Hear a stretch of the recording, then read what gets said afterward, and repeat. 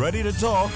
We're willing to listen. Cayman Islands' foremost listeners participation program. Radio Cayman Talk Today. Listening to the general public, what the public is saying.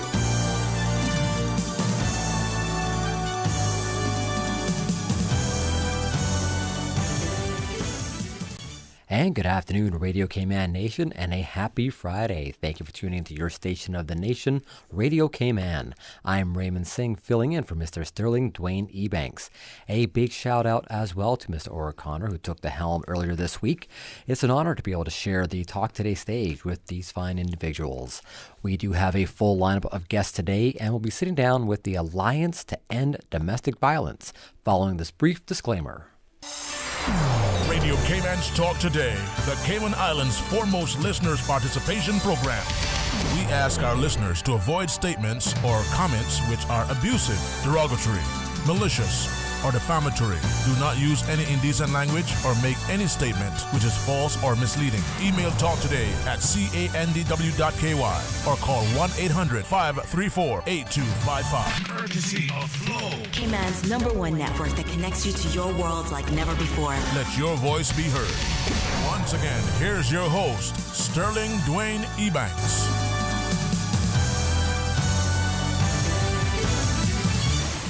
And welcome back to Talk Today. I'm Raymond Singh, filling in for Mr. Sterling Dwayne Ebanks. As always, we do welcome your stories, feedback, and questions, and invite you to join our conversation. Simply dial 1-800-534-8255. That's 1-800-534-TALK.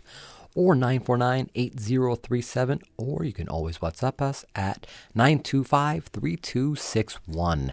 And again, we're very pleased to have in studio members from the Alliance to End Domestic Violence, from the Cayman Islands Crisis Center, Miss Marisha Spencer, from the Gender Affairs Unit, Miss Carlene Bramble, and from Bramwell. Yes, My sir. sincere apologies. And from the Department of Community Rehabilitation, Miss Janelle Ennis. Yes. All right, I got 2 of the 3 correct. Miss Caroline, I am so sorry. I just, 66%? Is that what that is? Bramwell, I'm so sorry. Good afternoon, ladies, and welcome to Talk Today. Good afternoon, and thank you so much for having us. Thank you. So we're here to talk about the Alliance to End Domestic Violence.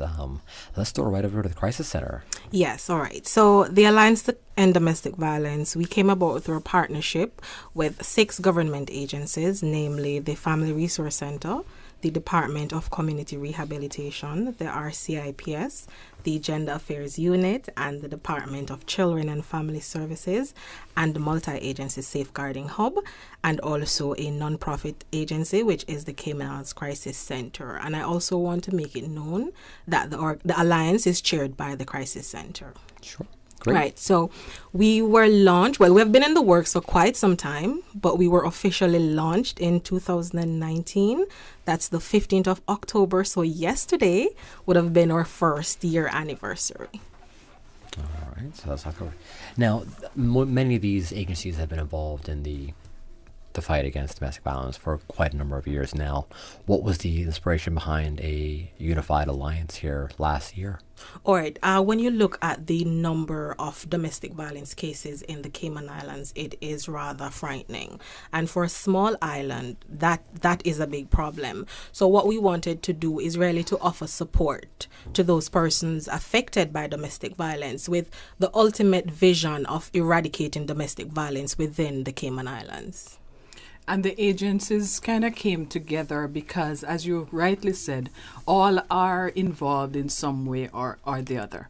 So we have agencies who are really frontline, like the police, for example, and then you have the support agencies like DCR, which focuses on both the victim and the offender. The Crisis Center, obviously, which focuses on providing shelter, etc. MASH, which looks at the family as a whole and the children and the safeguarding aspect of it. But what we wanted to make sure is that there is a coordinated sort of approach to how domestic violence is actually treated and responded to. So when a victim or a perpetrator, for that matter, comes into the system, there are a whole host of things that they have to think about. if I leave this situation, where am I going to go? So then issues of housing come up. If I leave this situation, do I have financial support? That comes up.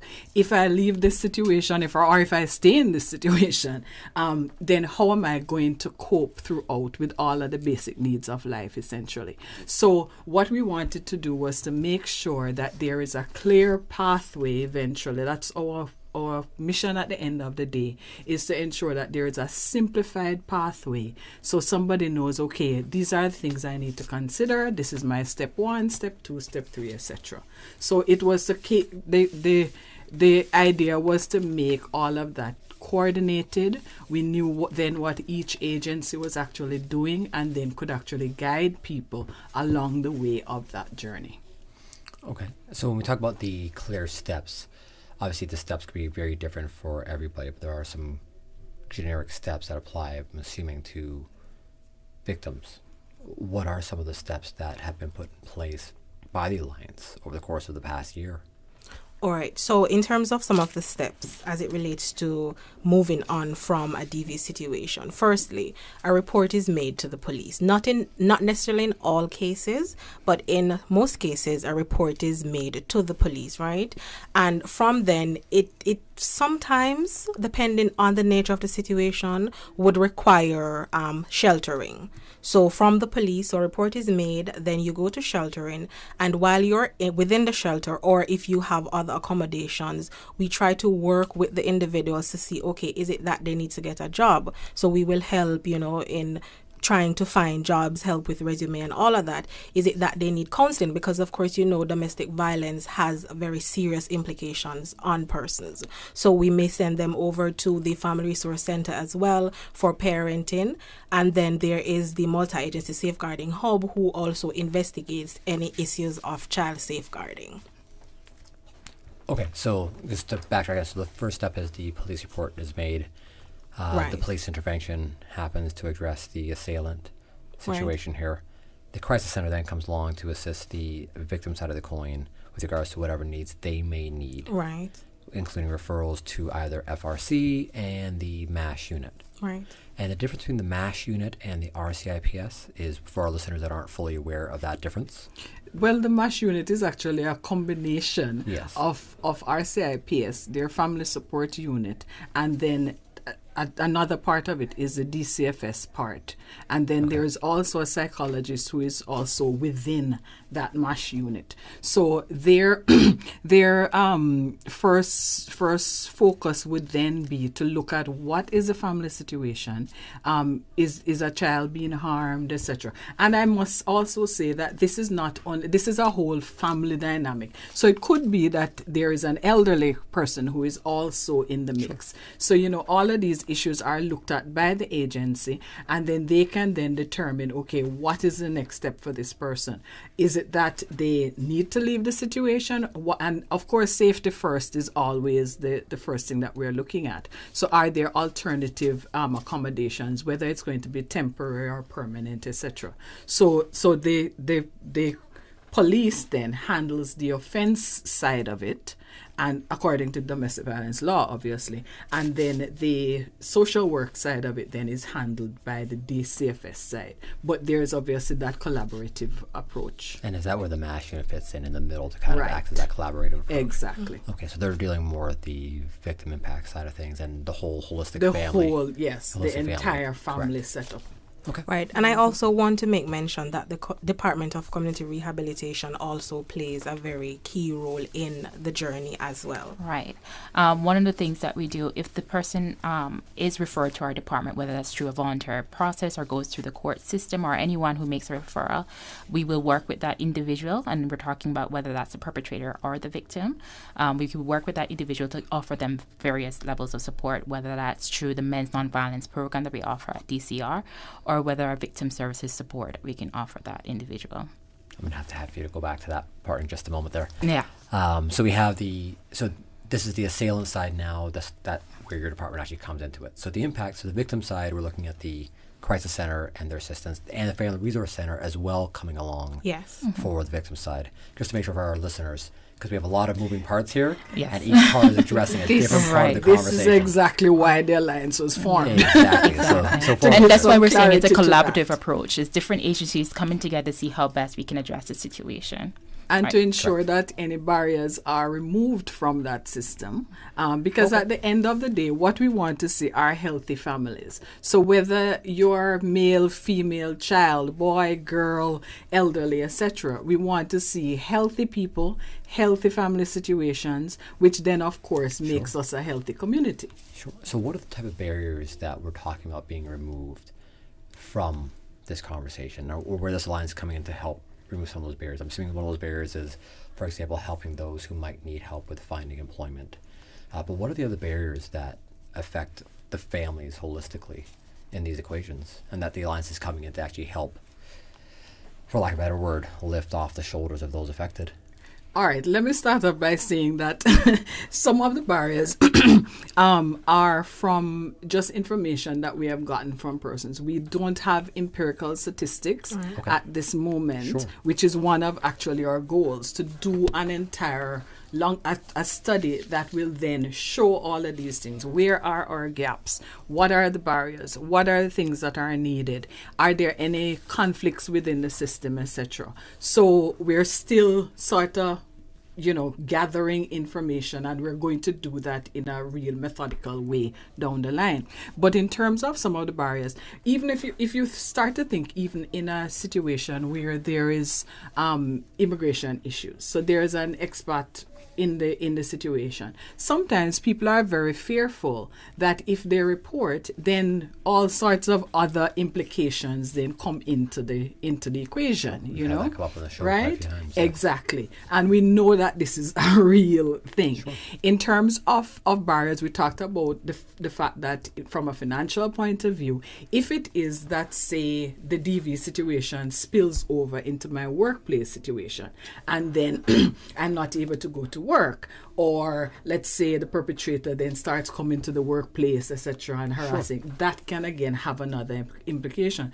So in even our public education, we are then looking to reach workplaces, we're looking to reach churches, we're looking to reach anywhere where people actually gather, for them to understand the full scenario of what can happen with something that we normally consider, it's a private affair because it happens within your household. But no, it actually has, things that reach outside of your household, which can then impact other places. So we talked about the financial implications. We talked about immigration implications. We talked about the fact that sometimes even your transportation, for example, suppose you are the victim and you don't own the car, or you don't have the ability then to go where you need to go. You can't go to the grocery store. You can't go to somewhere. You can't go to work, for example, to go and sign up for employment, etc. So those things are some of the things that we want to first of all identify,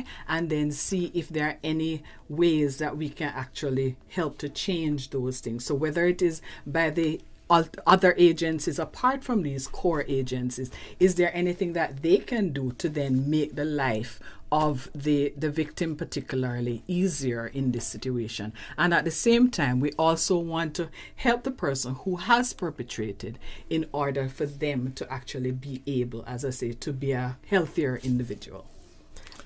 That's a great place to actually call a quick time out here in this conversation. I think a quick commercial break.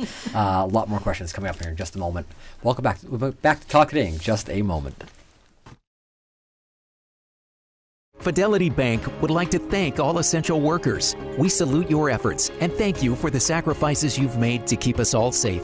During these challenging times we're facing, our top priority is the health and safety of the communities we serve. And while it's true that things are changing rapidly every day, one thing that will never change is our commitment to giving you the best and sound financial solutions to help you during and after the coronavirus pandemic. At Fidelity Bank, our focus will always be you.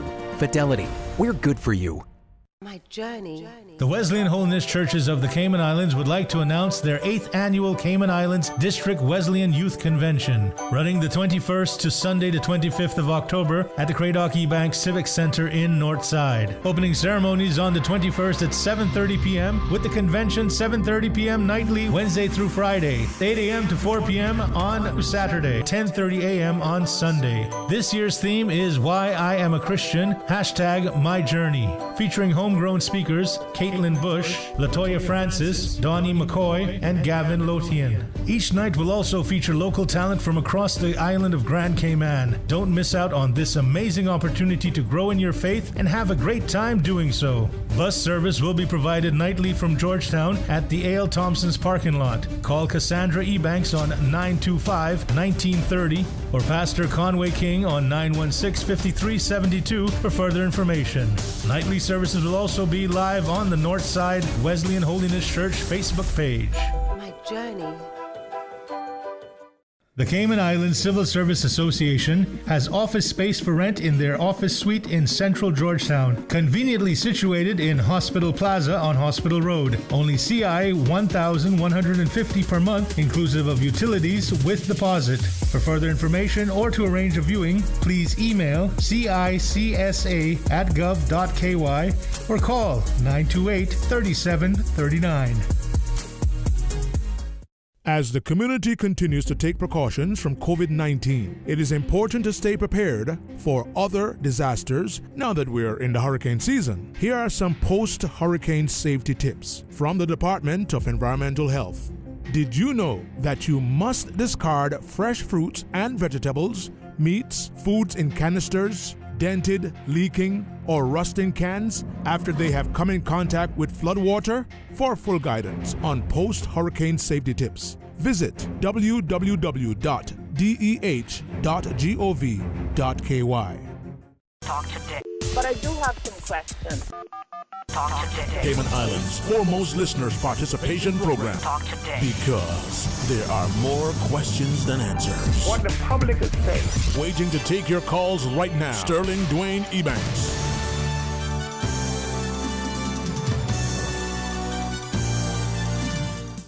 And welcome back to Talk Today. In case you're just tuning in, I'm Raymond Singh, filling in for Mr. Sterling Dwayne Ebanks, and very pleased to have in studio members from the Alliance to End Domestic Violence, from the Cayman Islands Crisis Center, Miss Marisha Spencer, from the Gender Affairs Unit, Miss Carlene Bramwell. All right, I got it this time, 2 for 2. And Department of Community Rehabilitation, Miss Janelle Ennis. Correct. Thank you all again.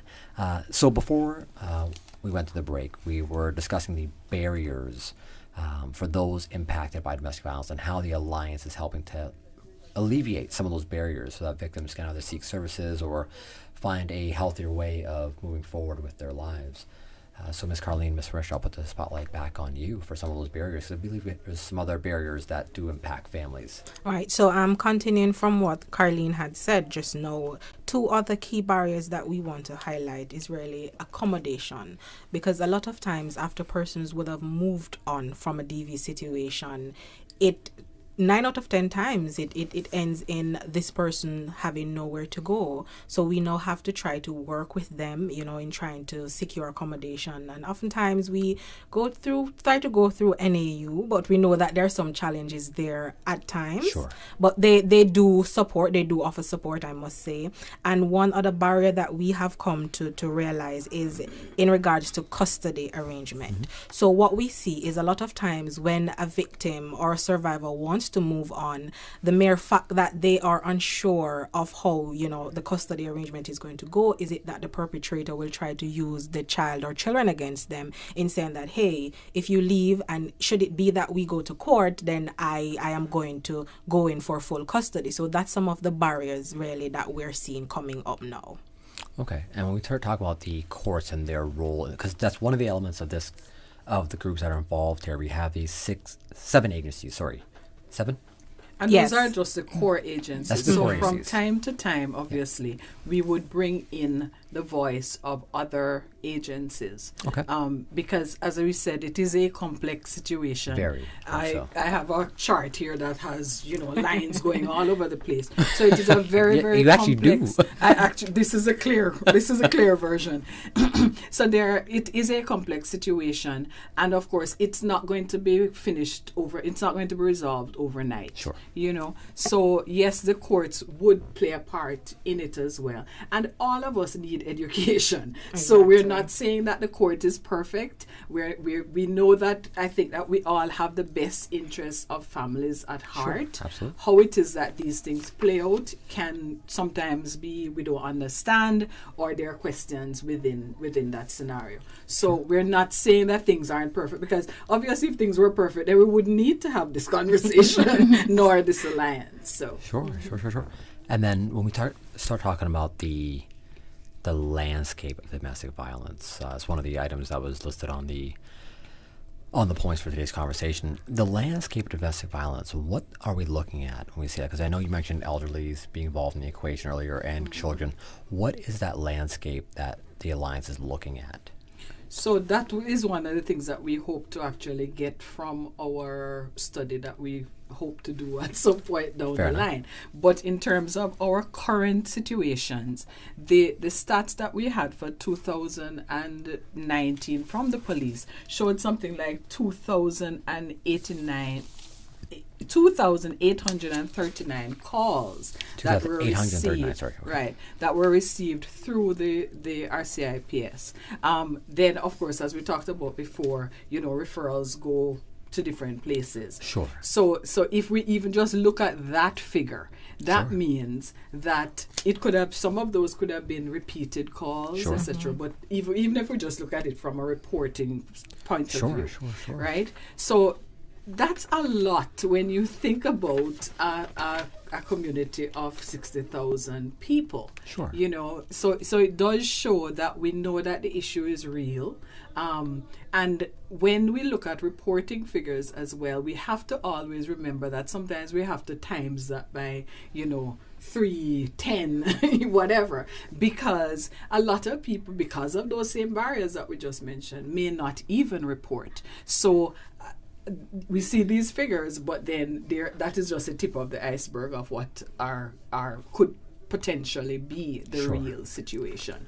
So just last year, actually, we were asked, some of the agencies were asked to provide figures in terms of the persons that they serve, etc. And because of the disjointedness of some of those figures,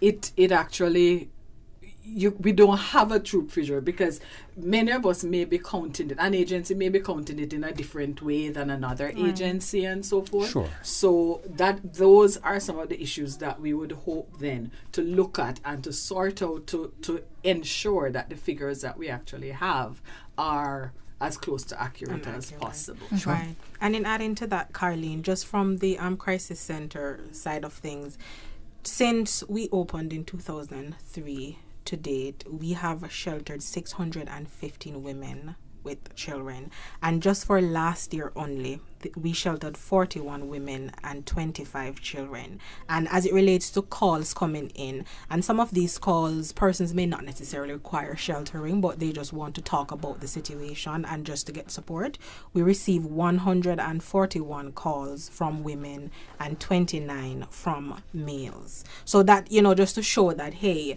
domestic violence is really a serious issue within the Cayman Islands. And also, too, this does not include cases that would have not been reported. And I can recall just recently I was at a community outreach at a church, and a nurse came up to me, and we were just having a discussion, and she said to me, if only the amount of persons who come to the hospital and talk about their DV situation, if only we could get that down and report it, you'd be frightened to know the figures coming out of the Cayman Islands as it relates to the amount of persons that are affected. Sure, without a doubt. Likely, we had a conversation one time, and one of the items we referenced was, what if the first point of contact was actually the HSA or the nurses, as opposed to the police? What if And it was a conversation that evolved, but it was eventually it did take a different tangent. But the reality was, people are more likely to seek help for physical injuries than they are to seek help for escape from a situation, and that's just the nature of the coin. So when we start talking about that landscape again, since we're working with a limited amount of data, we have I try to get those stats correct, 2,839 calls to the RCIPS in 2019, 141 calls from women to the crisis center, along with 29 male calls to the crisis center. Yes. But when we start talking about the conversation on domestic violence, this conversation involves the elderly, it involves children, it involves mom smacking her son as much as dad hitting his mom. You know what I mean? Like that conversation, this is not a conversation of just interpersonal violence between husband and wife or boyfriend and girlfriend. It's a conversation that involves generations. It involves everything. So, and I appreciate that you're going to look at doing a study in the near future to somehow gather more empirical data on where the violence is actually happening so that you can develop the best course of resources. But with regards to those 2,839 calls, do we know from the RCIPS how many of those were directed towards elderly or children or to men or to women? Or is there any further breakdown on those just to have a clear understanding of the landscape of domestic violence? Because it is a big number. Yes, it That's is. a big number for 60,000 people. And I guess for our listeners, it may help to have a better... I'm sure they do. They do. They do. But we don't want to speak for them. Fair enough. I think, though, that on their website, if I'm not mistaken, they actually do break down usually their statistics for the year, I believe. So it may well be there. Okay. That's great.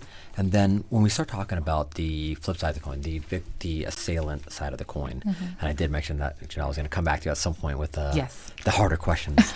So you mentioned these services that were available for assailants, and you have the men's nonviolence program. The men's nonviolence program. That's correct. Is there a women's nonviolence program or a program for parenting violence or for elderly violence? Is there something for the other side of the coin other than just that one element? Okay.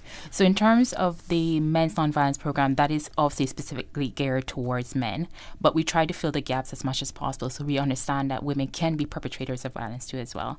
So when we have situations like that come in, unfortunately we don't have enough numbers right now where we can actually say we have a group specific to that. But when we have those persons come in or are referred to our department, we will try and assist them in different areas. For example, refer them to in-house programs that we offer, like the IREAP program, which is specifically geared towards interpersonal relationships and dealing with communication, looking at how your relationship is impacted by different family members, how you're impacting other family members.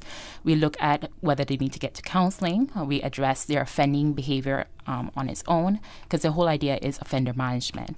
So we are looking at the perpetrator, whether that's male or female. It just is specifically to have a group for domestic violence for females. We don't have that based on the numbers that we have right now. Okay. On that note, let's take a quick commercial break, and when we come back, we'll be exploring more of the Alliance to End Domestic Violence here in Cayman. We'll be back with more talk today, right after this.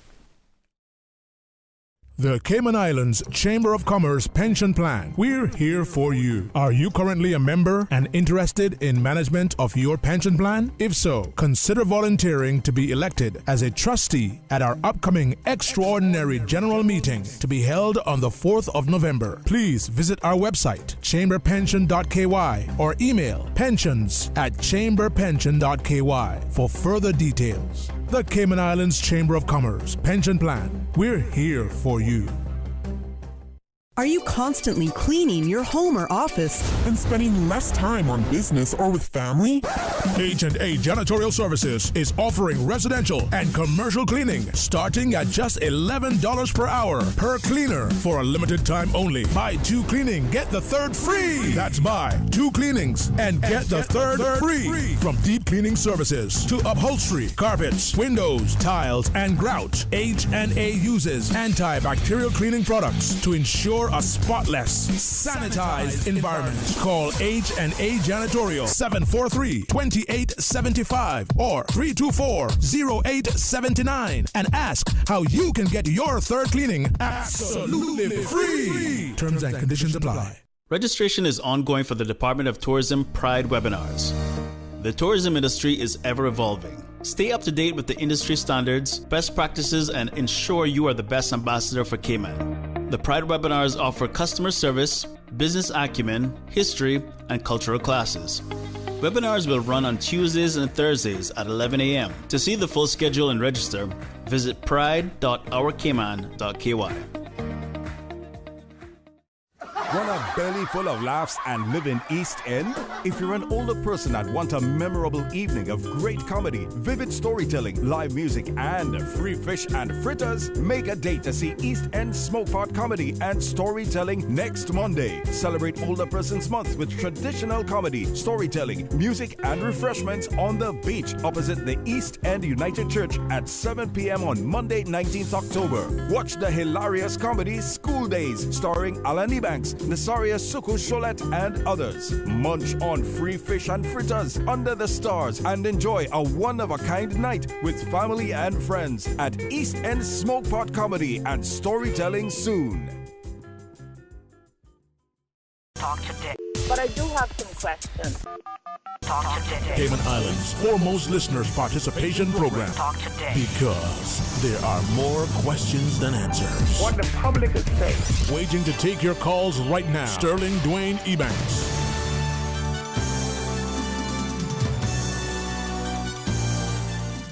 And welcome back to Talk Today. In case you're just tuning in, I'm Raymond Singh, filling in for Mr. Sterling Dwayne Ebanks.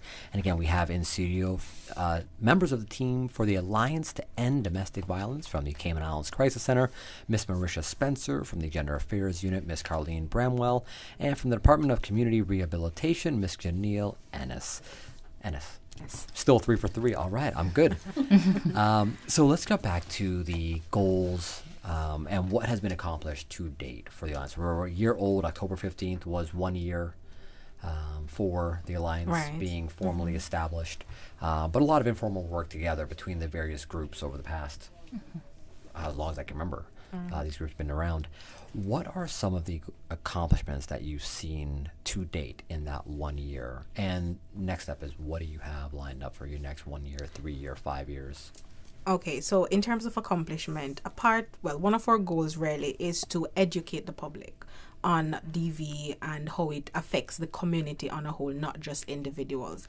And to this end, we have been hosting monthly webinars. So we started that in May during the lockdown. The first webinar, we looked at supporting people affected by domestic violence, right? And that was a COVID-19 edition, if you can call it that, right? Sure. And then in June to July, we did a 3-part series where we looked at childhood experiences of DV.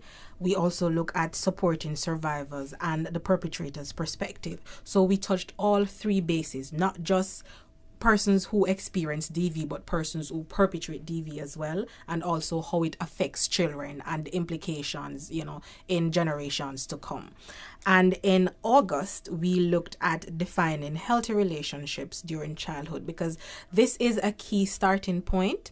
If you teach children how to build and how to maintain healthy relationships from, during their formative years, then as they grow and become adults, we hope that these principles will still remain with them, and then they would take that into their family lives, into their interpersonal relationships, and just about, modeling healthy relationships in society. And this, of course, will, limit the number of DV cases, I believe, that we see, right?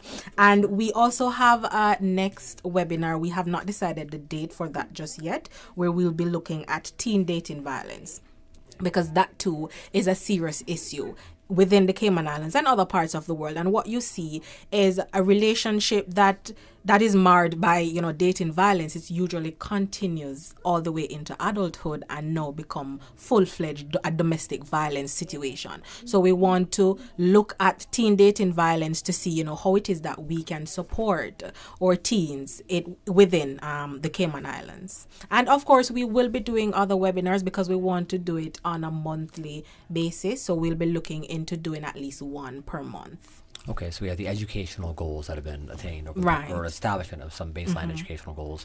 On the youth side, on the family side, the youth side, we talk about Children's Experience of Domestic Violence. Mm-hmm. That's a webinar that's directed towards children. And if so, how receptive has the community been to tuning in to watch these webinars, and what has been your response rate like? Well, to be honest with you, we do get quite an amount of participants, but what we do also is to make those webinars available on our social media pages so persons can go back and watch afterwards, right? And on the topic of social media, we want to look at launching our website really to commemorate our 1-year anniversary, and also to have information available for persons so they can access it at any time. But just to let the public know that at this moment we really don't have a budget, so we are looking for support. So if any organization out there can, support us in that regard, we will be very much appreciative of that. This is for the Alliance, not for Yes, the the Alliance. No, okay. The Alliance to End Domestic Violence. Okay, so we have so now what is that website for the Alliance? All right, so the website really is just to host information and just to let persons know the level of support that we offer, and also to have links to all the different agencies and other external agencies where they can access support and services.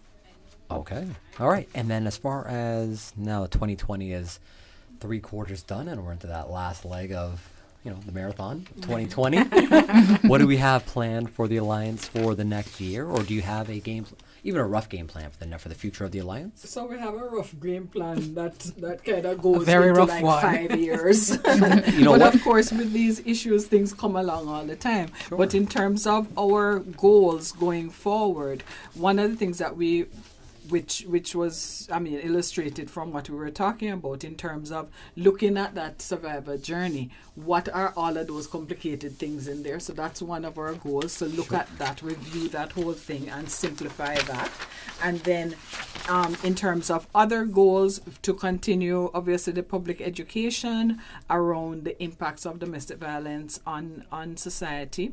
We talked about the collecting of data to make sure that what we're actually collecting is going to be factual, accurate, and so then we can then put in place, implement different things to address those issues. And how are you collecting that data? Well, all of this, as I said, to do a scientific study has to have a methodological approach to it, absolutely. A sound methodological approach. So going down the line, one of the things then we will look at is how are the different agencies, what's the data that they have now, and then really clarify exactly what it is that we want, and to make sure then that there is consistency throughout what it is that we're collecting. Okay, so you're collecting data from the agencies, not from the general public. From the general public as well. Okay. Yes, and let me give you an example of something that has actually happened in Grenada recently.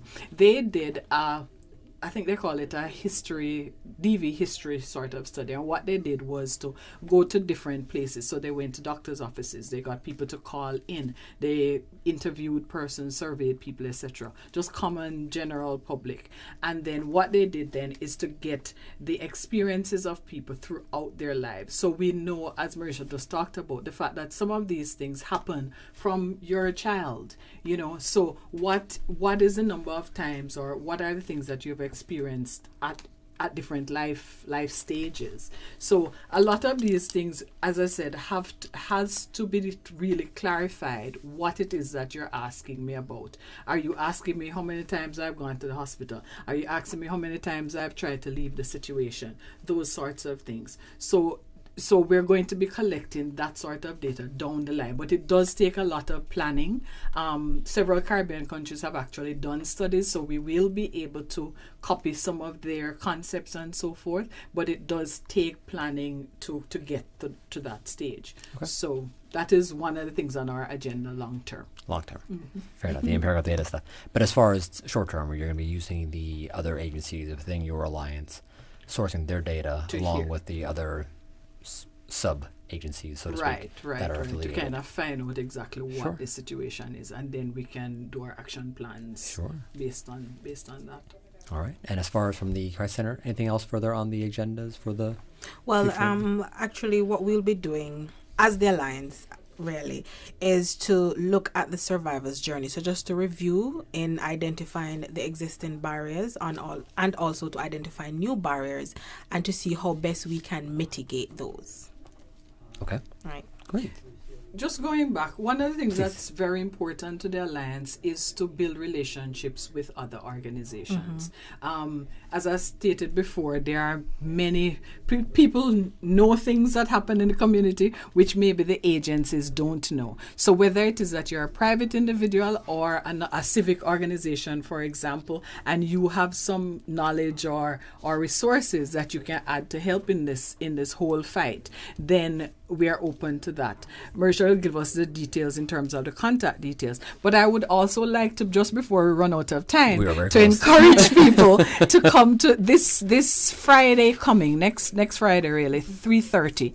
There is a Silent Witness March, which again is a combination of organizations that come together to support and to show their resistance against domestic violence. So we would like people to come out to the Glasshouse lawn 3:30 on Friday, and we march in silence past some very key places, the Georgetown Police Station, the Legislative Assembly, the Courts Building, and then we will end at Heroes Square, where there will be a ceremony that commemorates the journey exactly of that victim, of that family, of that perpetrator, of whomever it is. We just want people to come out to that, and as a community to stand that to show that we are in support of those persons who have lost their voice because of domestic violence and those persons who are still suffering, and just to show that we want to see healthy families, safe houses,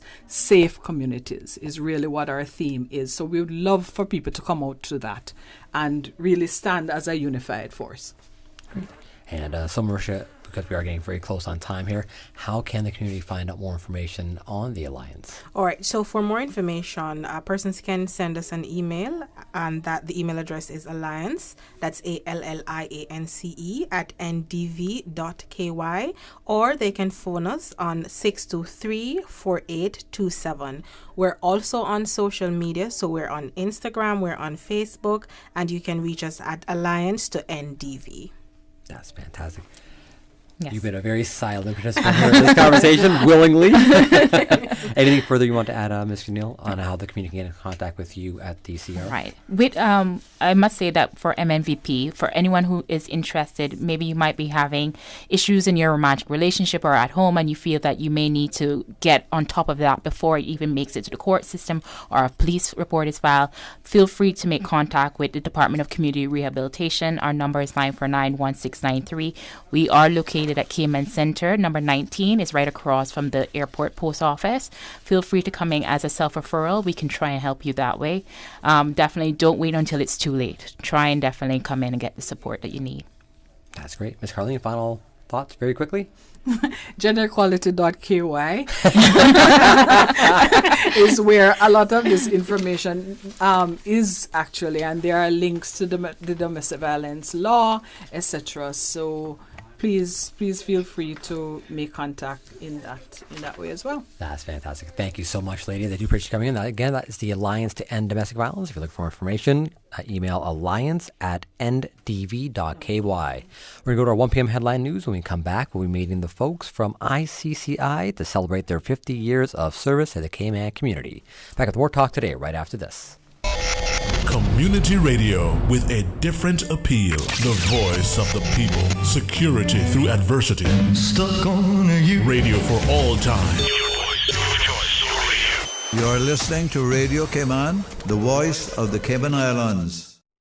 Today's biggest news. Radio Cayman. It's only 2 species that we have here on the island. Generations present. Your voice, your choice. It is in the best interest of the people of these islands. Local, regional, international. This is Headlines from Radio Cayman's newsroom. Today's biggest news. With your latest headlines, I'm Felicia Rankin-Solins. The Ministry of Education surveys parents of students in private school as government explores ways of decreasing traffic congestion in Grand Cayman. One area that is being explored is providing bus transport services to private school students. This survey is for parents, guardians with children in Year 2, Grade 1, and above in private school. The survey closes October 30th, 2020. In international news, talks between the UK and EU over a post-Brexit trade agreement are over, Downing Street says. There was no point in discussions continuing unless the EU was prepared to discuss the detailed legal text of a partnership. A content advisory notice for racism in classic Disney films has been updated with a strengthened message. When played on the Disney Plus streaming service, films such as Dumbo, Peter Pan, and Jungle Book now flash up with a warning about stereotypes. The warning states this program includes negative depictions and or mistreatment of people or cultures. The message adds that rather than removing the content, they want to acknowledge its harmful impact, learn from it, and spark conversation to create a more inclusive future together. A Florida city is selling dozens of its swans to the public after birds donated by Queen Elizabeth II in 1957 led to overpopulation. A Lakeland woman who was living in England at the time wrote to the Queen to ask for a gift of swans. The given pair bred, and now 36 mute white swans are being sold. These are your headlines. I'm Felicia Rankin-Solins.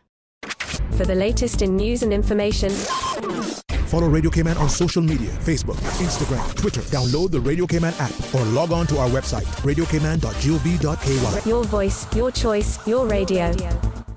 Hi, this is Danny Coleman, Director of Hazard Management Cayman Islands. We're about to enter the height of the hurricane season, and given that we've already seen a significant amount of activity in the Atlantic this year, we're really asking the public to get ready for the next few months. Some tips of getting ready: be informed and know your risks associated with the high winds as well as storm surge. Find out how high your home is above the sea level and the flooding history. If you have any new buildings or roads that have been constructed near you, this could impact levels of flooding that you may not have previously experienced. Determine where you, your family and your pets will shelter in a storm. Know where the public shelters are, and if you have medical needs, be sure to go to a shelter that is a designated emergency medical centre.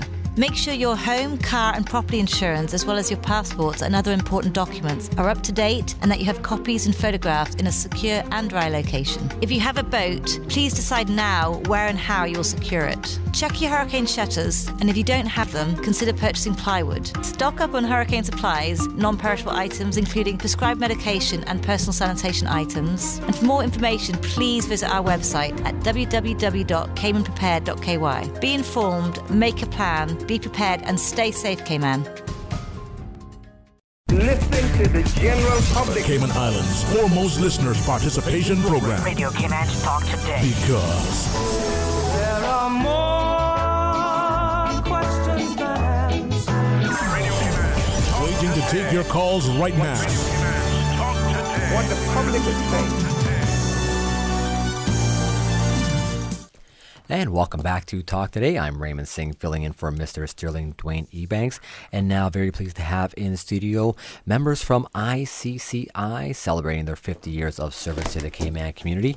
We have in studio President Kuhn, Miss Melissa Bent Hamilton from the Registrar's Office, and our very own Miss Anita Khan, who I understand is an alum of ICCI as well. Is that true, Anita? Of course. Of course. Of course it is. Good afternoon, everyone, again, and welcome to Talk Today. Thank you. Thanks, Ray. So we have a bit of time here today to really talk about the celebrations. So what we've been doing over the past few months is asking our guests their personal views on this past 9-10 months of 2020 and their experiences of the COVID situation, the lockdown, and the changes to life itself. And being in a school facility, you saw it firsthand. You're still seeing it firsthand as classes are facing potential closures or more online schooling becoming the option. But President Kuhn, if we can start with you, if you can give our listeners a bit about yourself and where you're from and your thoughts on 2020 thus far. Okay, thank you for having us very much. My background is I graduated from the University of Florida, also Florida State University. I did my graduate work at University of Florida, and I also attended the School of Medicine. And my background is infectious disease, and I look at the how to interrupt the life cycle of disease organisms like viruses and bacteria, filarial worms and stuff, while they're in the vector. So mine has been a clinical research type background. So I retired, and then I went to Illinois in Chicago, and I worked up there, and I was vice president up there of university and worked with public health. And then I thought I retired for good, and here I am in the Cayman Islands. And my wife and I, we were both going to just travel and, be the old people that got the motorhome and went around the West and the saw dream. Yeah, Mount Rushmore and all that you think you see in the textbooks and stuff. Sure. And so here I am. My wife says, what a way to travel. You go to the Cayman Islands. So here I am, and I have absolutely fallen in love with the Cayman Islands. It is, and the people are just marvelous here. I just tell everybody the culture is different. I had to learn the laid back, the island time, if you will. Sure. But in a way, I think that's good therapy, if you will, because in the hustle and the bustle and the rush of everyday work and stuff, you can get tied up into where, sure. your personal, your physical health, your emotional health and stuff. So I love it down here. My wife is here with me, and we have 49 years worth of marriage, and so I'm still alive. So that means I've been either a good person or she is still teaching me. So, but with that, I've been in higher education for probably a good 15 to 18 years. So. That's my history. That's my background, and I really look forward to helping ICCI go up a further distance, if you will. Absolutely. So you passed up the tube socks, the khaki shorts, and the fanny packs, traveling Rushmore, to move to Cayman with the floweries, beach shorts, beach hats, suntan lotion. With a background in infectious diseases during a year of a international pandemic. Right. That's quite the story. It's an amazing story right there. Well, we could do a whole show just about that story. Yeah, you can, because I think the Cayman Islands has done a wonderful job in monitoring, watching the curve, getting the curve flattened, and I think we've done a great job. And kudos to those people who were on the front lines doing that. And so I think we need to continue to follow their lead, and I think we will do fine down here. That's great.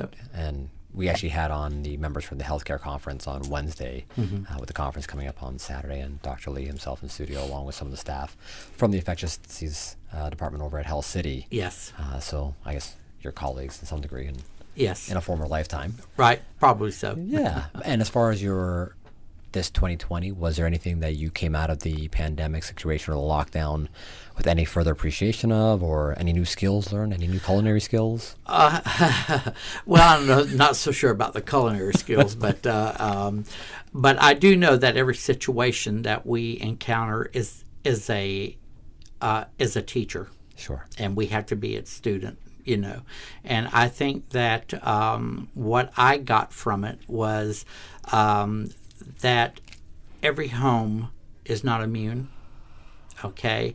And we have to be very,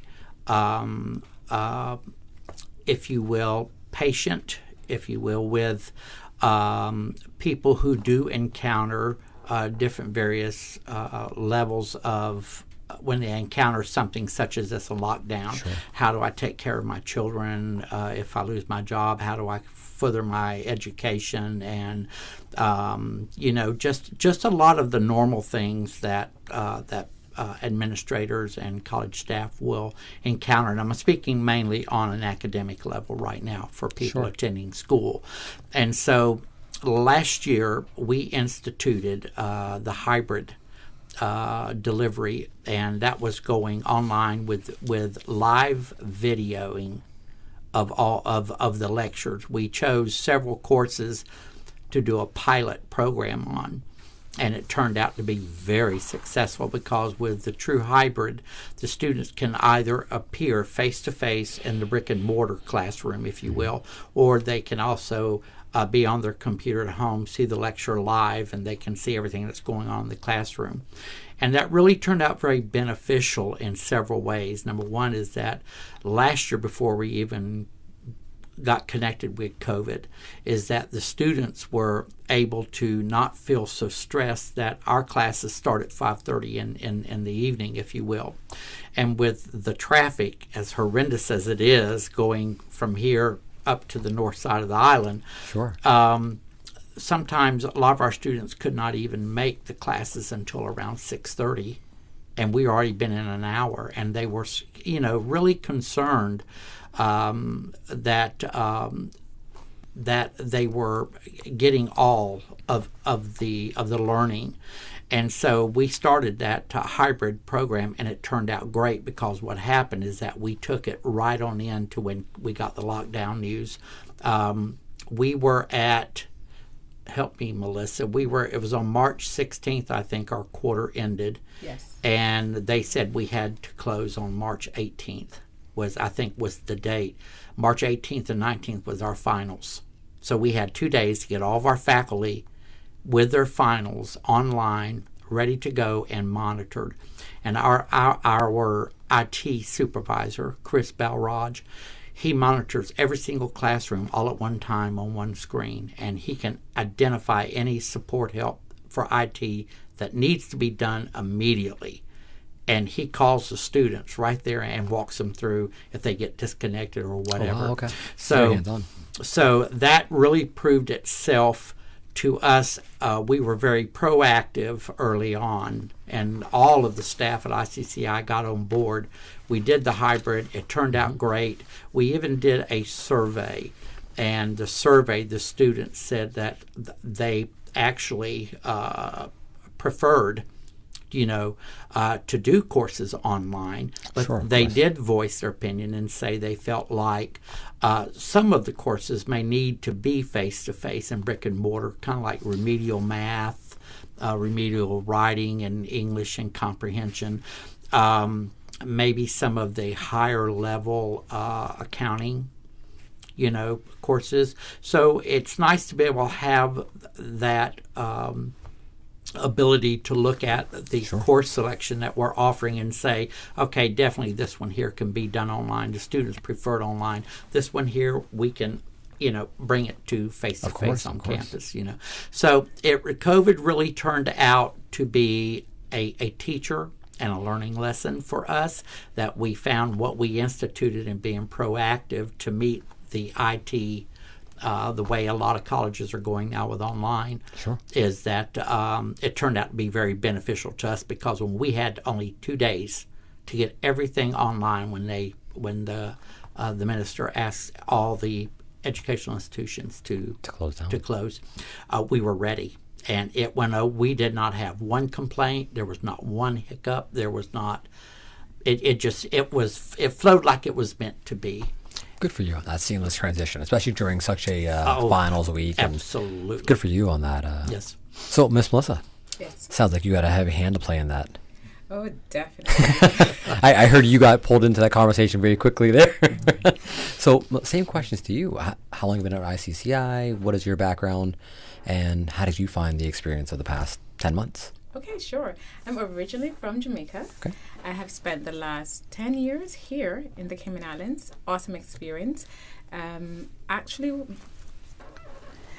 as about 6 months in, when I first landed in 2020, I decided to do my master's, because I did my bachelor's at UWI Mona, and really wanted to make sure that I have my master's done. So I got on board with ICCI very early. Love it. ICCI has always been a second home for me, and I really, really love it, because I actually met Nita.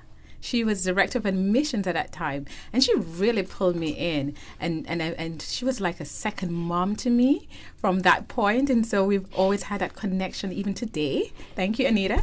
And so 2 years at ICCI as a student, completed both masters, MBA and a master's in management with a concentration in HR. Okay. Thereafter, I was drafted as an adjunct lecturer at ICCI right there. 2 years later, I was dean of academics. And then 2 years after that, I'm now the registrar. So I've really been at ICCI for quite a while. I've loved it. One of my favorite thing about ICCI is that we're really a close-knitted family. We do everything together. Staff is close together. The students and teachers, as well as the staff member, really bond, quite well, and that's remarkable. You don't get that everywhere. You don't get where you can literally walk into any of the offices and talk to any of the staff members. They'll put aside whatever they're doing. Anita used to do that very well, and we had great times together. At the end of the quarter, we'd have different sort of activities, student activities. We've even done a weekend, Anita, at one of the hotels. Yeah, we've really had great times, and I was always active. Anything I can help with ICCI. So it was sort of natural for me to continue with ICCI as part of the whole administration, because I really do see ICCI as my second family, and I've really loved the experience and continue to love it. And so celebrating 50 years, I am happy and proud alumna to boast about that. Not many institutions can boast about that, and I'm happy to be a part of that family. To your question on COVID, definitely we had to get in gear, as Dr. Kuhn mentioned, right away, 2 days. But we all worked together. We all looked and said, okay, what needs to get done? And we basically share up the work, whatever needs to get done, and make sure that we're on call, we're ready for anyone that needs assistance in any capacity. It wasn't, and we even checked in on each other. Are you doing okay? Do you need help?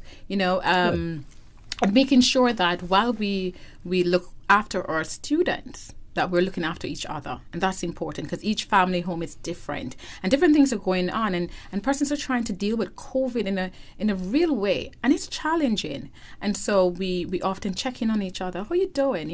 Making sure that is okay, because we have to make sure that we self-care in order to help our students. And one of the initiatives that we jumped on when we started was to have a staff member, be a mentor for one of the for a couple of students. And so we had the responsibility of calling these students as our mentees and checking in on them, not really talking about school, but more talking about how are you doing. Sure, absolutely. Exactly, how are you coping with COVID. It's kind of like a wellness check. Absolutely. Yeah. That's a very noble initiative.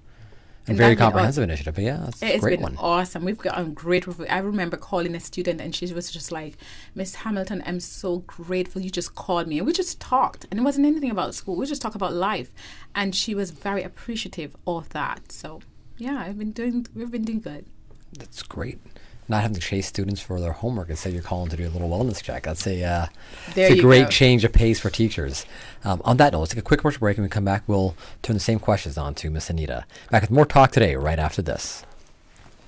Water Authority Cayman wishes to advise its valued customers and the motoring public of planned works to upgrade the water supply infrastructure along North Sound Road between the junction of Portland Road and Shedden Road. Work will begin on Sunday, 20th September and will last for approximately 6 weeks. During the course of the works, portions of the road will be closed and traffic will be diverted. Signs will be in place directing the flow of traffic. Motorists are encouraged to drive with caution when they are in the area to protect their safety and the safety of the authority's staff.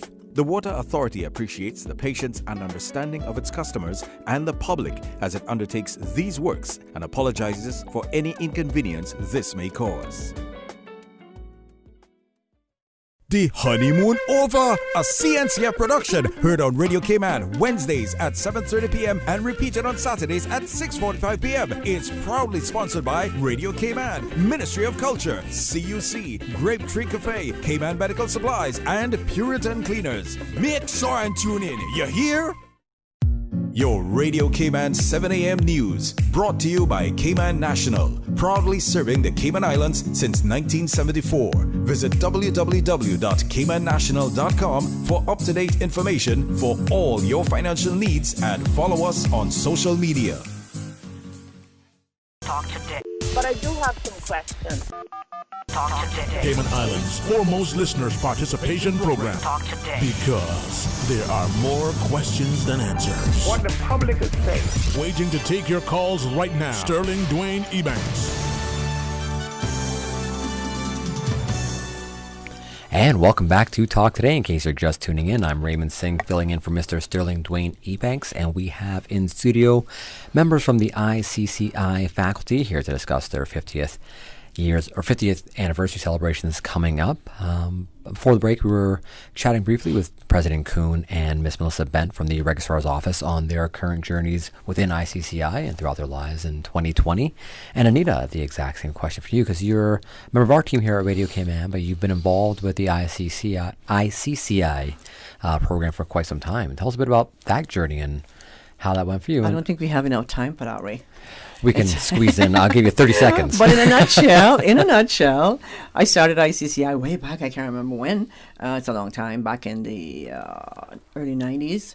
I went to a broadcasting workshop because I love radio. I've always loved radio. And I never thought about being on the radio or working for radio. So I went to the workshop at the college, absolutely fell in love. And I started classes, broadcasting classes. I just started with production in the other class, and I realized that this is what I want to do. So I started volunteering on ICCI FM on Friday nights. I had my own show. I thought it was awesome. You said that very casually. But I've never got any comments, but I got my start from there. Okay. And then I did my associates in broadcasting management, went on to do my bachelor's in communication, and then my master's in HR. And so it's been a long time at ICCI. So I was almost a part of the furniture. Then I got drafted. I started working there as the director of admissions for about 2 years. Okay. I was also adjunct faculty, served on faculty as well. And I'm also the chair for the Alumni Association. Okay. So it's quite a history for me and ICCI. I love my ICCI, but I don't care. Once you get educated, that is what's important to me. It doesn't matter which school you go to, when you start, how you start. Once you get an education, and that's my goal, to encourage every youth, even mature persons, to continue on with professional development, get an education, and just let's educate the populace. Absolutely. But it's good to be in the company of Melissa and Dr. Kuhn. Now, the thing for me is we're celebrating 50 years. I've been a part of that whole process, and as well as ICCI FM family. I know our Joel here. He worked. That's where he started. If you track the history of ICCI FM, Val Lichtenstein also worked here. Miss Norma, who else? Myself, Joel Francis, April, right? Quite a lot of people started from ICCI FM. That's where we got our dirt start, and we're celebrating our jubilee. Now, this is important. So today we're meeting over. I'm just jumping ahead here, Melissa. Hope you don't mind. No, go right ahead. Take your time. The floor is yours, by all means. Because I have to leave. I have to head over to the yacht club. We're going live on ICCI FM, where I started. We're going live from 2 until 5, and I have the privilege of starting that process today at 2 o'clock. Great. So they need me to be there. Otherwise, I'm in trouble. So I just want to say to all the alums who are out there, or even some, if you're connected to ICCI, coming out tonight to this evening to the yacht club from 5 until 7:30. It's basically a meet and greet, a time to just catch up and I've been talking to some of the alums that I've made contact with, and they're so excited to come out tonight. So it's going to be a good time, just meeting and greeting everyone. There's no charge.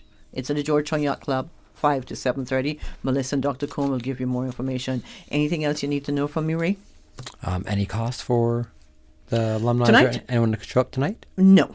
Okay. Light refreshments will be served, but you have to buy your own drinks. Okay. Great. So that's 5 to 7:30. And don't forget, yes, they can join us on ICCI FM. I mean, they can switch you off for a little bit and listen to us. No, I'm just kidding. I'm not sure how that's going to fly right now. No, we can alternate. We can listen. You can listen to us online. You online. I'm just kidding. But yeah, we'll be there from 2 until 5. So we'll be talking about we'll start with the past, present, and then we'll move into the future.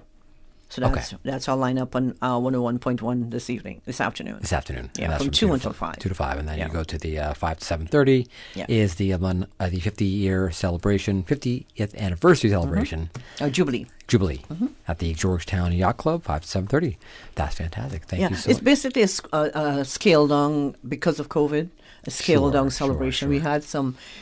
We had some grandiose planned for this Jubilee, but Dr. Kuhn was excited, really excited. He's still excited. Well, about it. I am. Yeah. But we're hopefully, Dr. Kuhn, we can take it through the year in little bits and continue with the celebration. Yeah, we could do some things even into the next year, but being the celebration year, we wanted to do something. And Dr. Elsa Cummings, one of the main founders of the college, we just wanted her to be recognized during this 50th year. And we actually had a big gala ready to go at the governor's house, at the government house. And the governor was had offered to host that for us, but with COVID, all the plans got changed, and so we were sitting around about 6 weeks ago, maybe not even that, and we said, let's put something together. I'm going, what? And so it happened, and so that's great.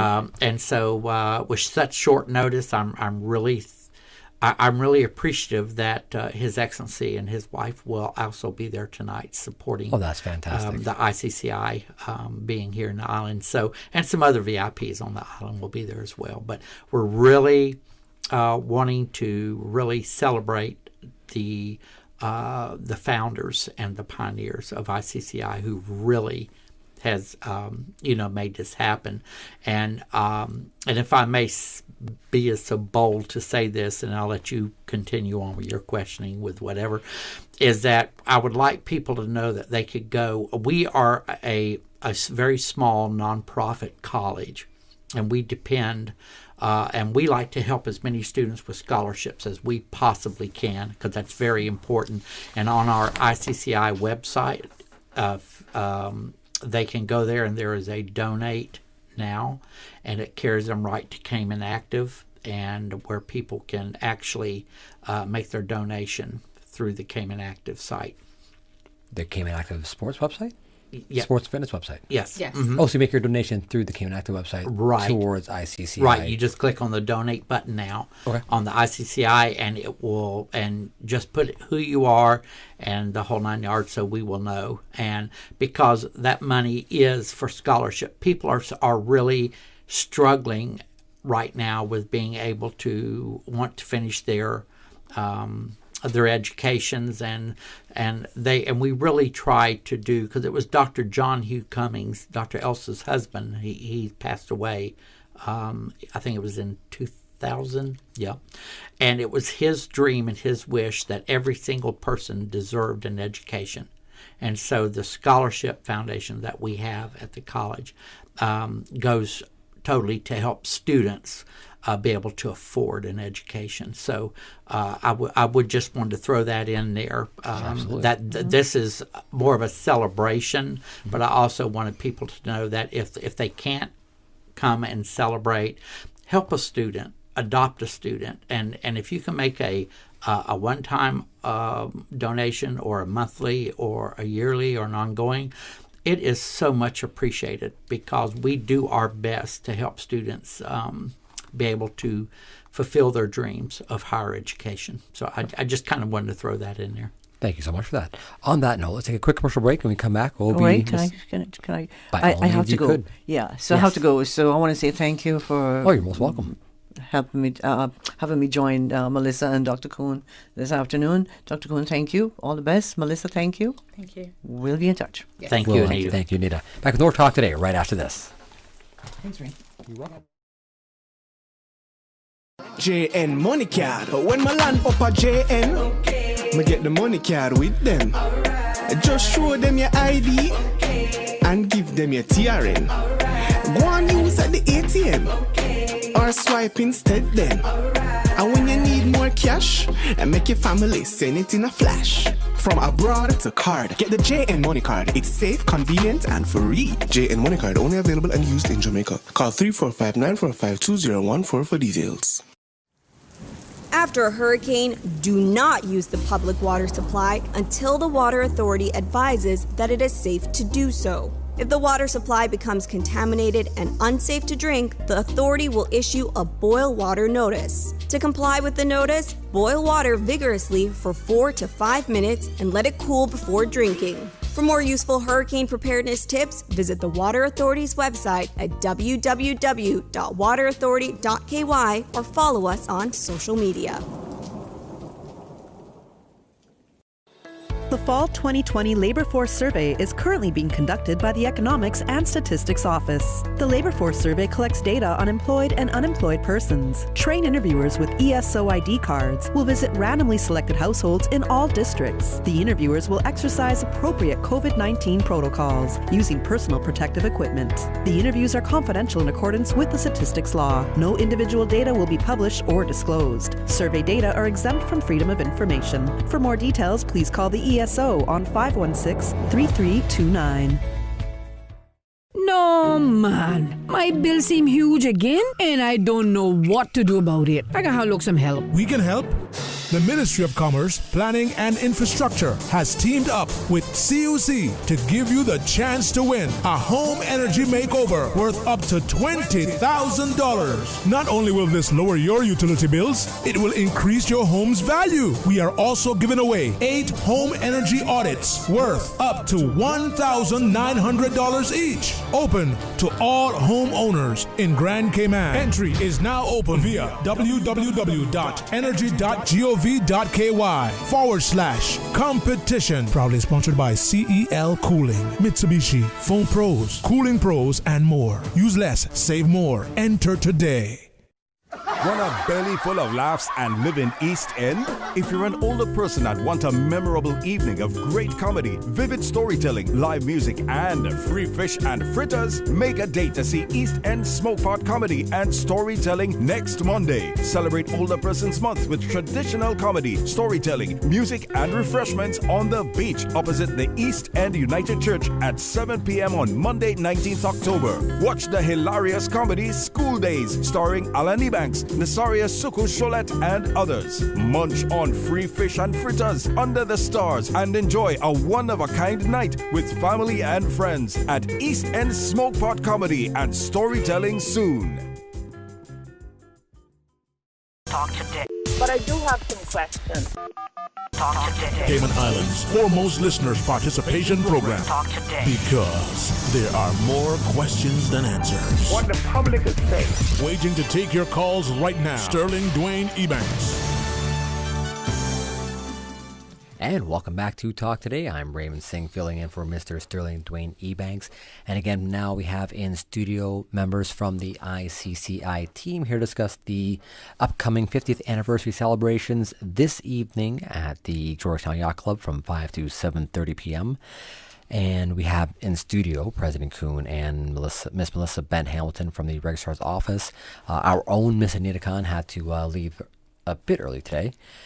But so before the previous break, we were discussing some of the newer services on offer with regards to, some of these were already in place previously before the COVID scenario, but now with COVID, one of the common themes has become the online learning platforms. And you mentioned the hybrid learning methods. Are we going to see any further increase in online learning with ICCI in the future? Oh, definitely. Yes, okay. Definitely. Most other colleges globally are coming to grips with this very same question. Sure. That they're finding, a lot of colleges are finding, as tenured professors are retiring, they're not filling that with other tenured professors unless it's a teaching university like in a hospital where I was and stuff. Sure. Is that they're using more adjuncts. And what's really interesting is more of the regional accrediting bodies are starting to realize this, that online can be very significant, and it can carry the very same rigor as what you would have in face-to-face. And so we definitely at ICCI, we're known as the little engine that could. Okay, because we have had so many You know, being a small college, we've had so many obstacles through these 50 years, but we always seem to get over the hill, go down, get the momentum, and encounter the next one, you know. And so, and I think online delivery for ICCI is a benefit because we keep the rigor installed in the classrooms, and the students know that. They know they got to deliver because we really keep, and I'm thankful for Melissa because she is involved a lot with the internships and stuff that students go to, and she keeps a very close watch on the students' performance. She hooks up with the employers and says, you know, things like are the students meeting your needs? Do they come to you with the skills? Sure. You know, and so one thing I love about ICCI is that ICCI has been doing corporate social responsibility internships long before CSR became a mainline term. I mean, we've been at it for nearly 50 years because that's really what the basis of ICCI is all about, is bringing the students through with not only the academic rigor, but also with the hands-on application. But also in the mission statement, it talks about educating the students with behaviors and attitudes and skills, and we're talking about a lot of the soft skills. Sure, absolutely. That they need to go into the employment place, and Melissa has really been on top of all of that. So we're thankful because she is. You don't want Melissa critiquing you. Yeah, when Melissa calls, you want it to be a friendly call. Yes. Check in with you. You don't want to be the call saying, "Hello. Yes. You have not checked in a few days. Come Where to the are hot you? seat." Come to my office, please." No, you don't have to, because like she said earlier, we all know what our jobs are. We all know what our responsibilities are, and we're not afraid to ask for help. And not everybody knows everything. I'm the president, and I certainly don't know everything, and I don't profess to. And so that's why it's good for the staff at ICCI to be well-rounded, well-skilled, because if we're in a staff meeting and I say something, they're going, "Yeah, boss, that's right, but you know, we might need to think about this too." And I'm going, you know, I didn't even think of that. It's a great way to lead a ship. On that note, we actually do have one call on the line. I believe it's our very own Miss April Cummings. Miss April, do we have you on the line? You do. How lucky we are. I'm waiting for the Legislative Assembly to resume, so I couldn't leave upstairs, but I figured I could at least call in for a couple of minutes. As always, you're multitasking. We love it. Thank you so much for calling in. So we have the 50th anniversary celebration for ICCI, of which you have and your family has been quite instrumental. How do you feel about 50 years, a Jubilee celebration? Well, you know, the thing is, if I talk about how old I was when ICCI started, it will start to give some clues away to my age that no amount of me saying the word dude is going to fix. But, you know, ICCI has kind of been the little engine that could in many respects. It's been through some tough challenges at times, but because I think at the heart of the institution, it's been about serving students and helping people grow and improve. You know, I'm really proud to see us hit 50. I think it's incredible. And I heard earlier you got your radio start at ICCI. Is that true? That is absolutely the truth. I was probably 4 and a half years old, and my father kind of liked equipment, and he way back in his time had built little, you know, shortwave radio in his room. So when he had the opportunity to build the radio station here with donated equipment from Portland, Oregon, he did all that part, and then he really needed some cheap labor to, you know, actually do some shows. So he taught me how to run the board. Play the records, and then we put together a little children's program called Just for Children with April and her friends, and all the kids in the neighborhood would come over. We would tell jokes on the air. We would, you know, play the LPs with all of the Disney stories. It was really kind of fun, you know. Sometimes I remember kind of complaining about it because I'd have to go turn the radio station on, and then I'd have to walk the mile down home to turn the radio station, you know, off and on a couple times every week. You'd see me go down the road with the dogs all 6 of them behind me, and so I didn't always love it. But it sort of became, in a strange way, it started me on the path that led to a lot of incredible experiences in media. That's impressive. And you might have given away your age a bit with the word LP, but so we start the Just for Children program. We start talking about the evolution of radio in Cayman, because you've been literally there for the start of it and to where we are now today.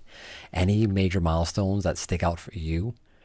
I mean, remember, I started with radio and then moved to TV and video and then have come back to radio. And I still love video. There's something incredible about seeing people's faces and their expressions, and I enjoy that a great deal still. I think one of the things that's interesting is how essential radio remains. All kinds of things have come and gone, and it stays. And I think there's something very comforting about that for me, because it's that the intimacy of that is something I think that I take with me. You know, I appreciate that. And we've seen so much change in Cayman over the years, right? It's, you know, we have the internet, we have computers. I grew up, the computer was something they talked about that had a punch card. So I've seen a lot change here over the years, right? You keep giving away your age.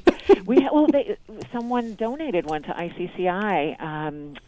The Howard Richards brought this gigantic thing with the punch card, and I couldn't figure out why this was an important machine. And I remember I was just a little kid, he was trying to explain to me the significance of zeros and ones. And now we have phones, you know, that have far more capacity than those computers ever had. So I just feel like we've seen a lot change over the years, and you know, it's great that ICCI's been there that whole time, but it's also great that radio's been there that whole time too. So there's something kind of nice about all that. You're absolutely correct. Well, we won't keep you much longer. We know you are monitoring the LA right now. Congrats again to you and your family on their involvement with the ICCI. Oh, yeah. My father would have been very, very proud. So many of his students, I see them all across the society here that were impacted by him, and his determination that they shouldn't give up on their growth and their education. And so that warms my heart, and I know he would have been very, very proud to see this day. Congratulations again, April. Thank you so much for calling in. No problem. All righty. I guess about another minute and a half here left in this segment here. So again, ICCI registration. Tell us a bit about how the community can get in touch with you if they have any further questions on the ICCI hybrid programs, or for mature learners who are looking to get back in. We're in the era of continuous learning. So an important facet is mature learners definitely staying up to speed with changes in education. And no problem, sure.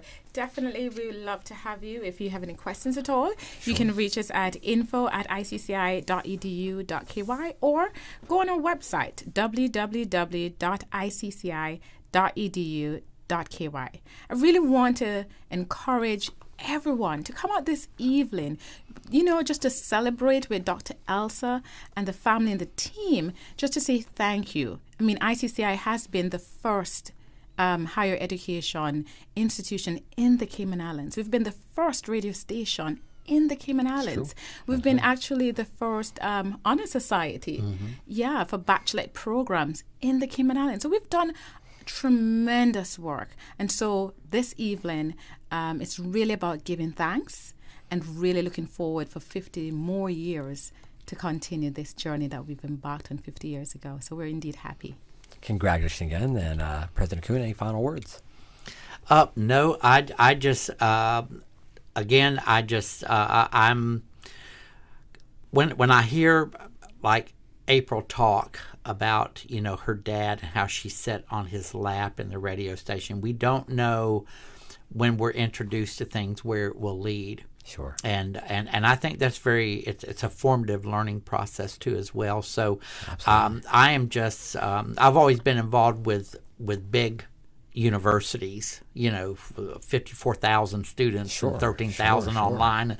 And when I come here, I'm so humbled that you know, very humbled by the blood, the sweat, the tears that has gone into this institution. And 50 years later, it's still chugging along. So I hope to be part of whatever I can. I'm not ashamed of my age. I just turned 70, Congratulations. Well, thank you. And, and so I just want to be and do all that I can do to make sure that the college is catapulted into the next, whatever it is that we do. Absolutely. Maybe the future mascot is a little engine that could. Yes. Has that already been in the works? That I guess burst of surprise. No, because we're thinking about a mascot, and we're saying, what can we come up with? And that's a really good one, Ray. I like that one. Live on the air. You just heard it right here on Radio Cayman. It might be the little engine that could. Is going to be the new mascot for ICCI? We'll see. Yeah. We'll wait for the unveiling ceremony for that one. Hey, you'll be invited. Thank you so much. So again, to all of our listeners, that is tonight, Friday, October 16th from 5 to 7:30 p.m. at the Georgetown Yacht Club. You can join His Excellency the Governor along with his wife and Dr. Elsa Cummings and the rest of the faculty and alumni from ICCI. That is 5 to 7:30 p.m. at the Georgetown Yacht Club tonight. Thank you so much again for coming in. We'll go to our quick commercial break. When we come back, we'll be sitting down with Dr. Frank McField to discuss time longer than rope. I'll be back with more talk today right after this. Stronger, wider, higher, lighter. The all-new Ford Ranger Raptor. Powerfully built with a 2.0 diesel Panther engine and 210 horsepower. Modern with leather interior and 8-inch touchscreen, Sync 3 technology and power features. Tough, built to handle the off-road with 4-wheel drive, terrain modes, and 10-speed automatic transmission. Coming early October to Vamped Motors, Walkers Road. To find out more and to test drive the bold new Ford Ranger Raptor, visit Vamped Motors, Walkers Road, or call 949-8288. Maintaining a strong mind and body through sports and general healthy living is a good course of action. But what about your spiritual man, your inner man? He has to be awakened, fed, exercised, strengthened, and led according to the will of God.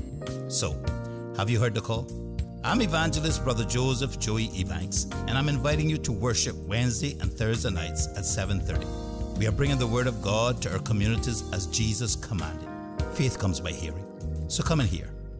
Bring your own chair or simply park and listen to the Word of God from your vehicle, covering the Cayman Islands with the Word of God, one community at a time. Have you heard the call? We'll be in Central Bodentown by the post office October the 21st and 22nd. Water Authority Cayman's office is closed to the public today. The closure is to facilitate an upgrade of the authority's customer information and billing system. There will be no access to the customer web portal from 6 a.m. today until 6 a.m. on the 19th, which is Monday. Customers can still make online payments via the authority's website, www.waterauthority.ky, online banking, and via the authority's check drop box. Additionally, trucked water deliveries in Cayman Brac will continue on Friday despite the office closure. The Water Authority appreciates the patience and understanding of its valued customers as it upgrades its systems to better serve you and apologizes for any inconvenience this may cause. Honey, our fridge has stopped working again. Everything in the freezer is melting. We need to get this repaired right away. I'm calling Brand Source Service. When you need the very best appliance service, call Brand Source Service at 623-5000. Offering service and installation of all brands and models of appliances. Brand Source Service is Cayman's source for appliance parts and repairs with qualified and experienced technicians and the island's largest stock of appliance parts. Brand Source Service will have your repair completed in a flash. So, whatever the problem is, call the experts at 623-5000. Brand Source Service, Dorsey Drive, Industrial Park. Telephone 623-5000. As an adult, kids want to know that you're listening to them, but they also want to listen to you. When it comes to alcohol and other drugs, they want to know your expectations and how and why to avoid underage drinking. Talking often and early in everyday conversation reinforces your message and keeps lines of communication open. For more information, visit us at ndc.ky. This is a public service message from the National Drug Council and Radio Cayman. Listening to the general public. Cayman Islands' foremost listeners participation program. Radio Cayman Talk Today. Because There are more questions than answers. Radio Cayman Take your calls right now. What the public would think. And welcome back to Talk Today. I'm Raymond Singh, filling in for Mr. Sterling Dwayne Ebanks. And as you mentioned, we do have a full show lineup today. And now pleased to have in studio Dr. Frank McField here to discuss his 1999 production of his play Time Longer Than Rope. Good afternoon and welcome to Talk Today. Thank you, sir. And I just appreciate this opportunity to go back over why I wrote Time Longer Than Rope in the first place. I wrote Time Longer Than Rope in 1979, which seems like a long time for young people, but for me, who is going to be 72 tomorrow. Happy birthday. It's I have a different kind of relationship with that because sure. I did that before I turned 30 years old. And I just felt very despondent with what had happened to me in my attempt to warn the Cayman Islands that we were not a homogeneous society. We came from many different backgrounds, and we had different kind of experiences. And one of the experiences, of course, that we had differently was that some people had been masters and some people had been slaves. And that the slave experience was not an experience that made the descendants. What should I say? We had trauma in our families. So Time Longer Than Rope actually deals with the trauma within the black family in the Cayman Islands. I didn't write it to say this is how Caymanians are, because when we use the term Caymanian, we believe that we're talking always about a homogeneous society, a society without classes, without race, without, basically the same kind of stratification that you would find in other society. But sure. As a sociologist, of course, I approach it from that particular level. And when I'm speaking, a lot of people don't see me speaking as a sociologist, just see me speaking as some angry black guy. Caymanian, who's always sure. trying to start trouble by using the word black. And it's a very fair term. We have Black Lives Matter now. It's a commonplace word. Yeah, I know that Caymanians were insulted if you said that they were black. I know I used to get insulted as sure. a kid when you said, "Oh, you're black," or "Your lips are sure. big," or "Your nose," like that. And I write about that now in terms of explaining how we, reject our own physical or phenotypical characteristics sure. or physical characteristics. And, that's all a part of how people are brainwashed. And nobody tries to correct this. Nobody tries to deal, for instance, with the problems that young people are having growing up trying to sort these things out. So I thought at some particular point, that my works could be used in the schools to start at least discussions, because kids would have maybe a better opportunity to relate to these things and to have discussions at home and with their parents and in their neighborhoods about their cultures, who they really are, what are the positives and the negatives of the mixing of the groups of people, and what would we ideally like to see at the end of the day. Because we're all struggling for the ideal of equality between people. And when we deny it, when we have class divisions and we have racial divisions, we have ethnicities, because we have people coming in from different countries and nationalities as well, we're not really dealing with the issues that the global societies really have to deal with. And we have become a global society. And we need sure. to have these expertise where people are allowed to speak about these issues, not just from a personal or just not from a professional experience, but from a personal and professional point sure. of view. So my subjective experience was very important in my being able to look at race and class and caste as concepts that could be useful to the sociologists and to the social planners and educational planners in trying to sort out some of the challenges which we have.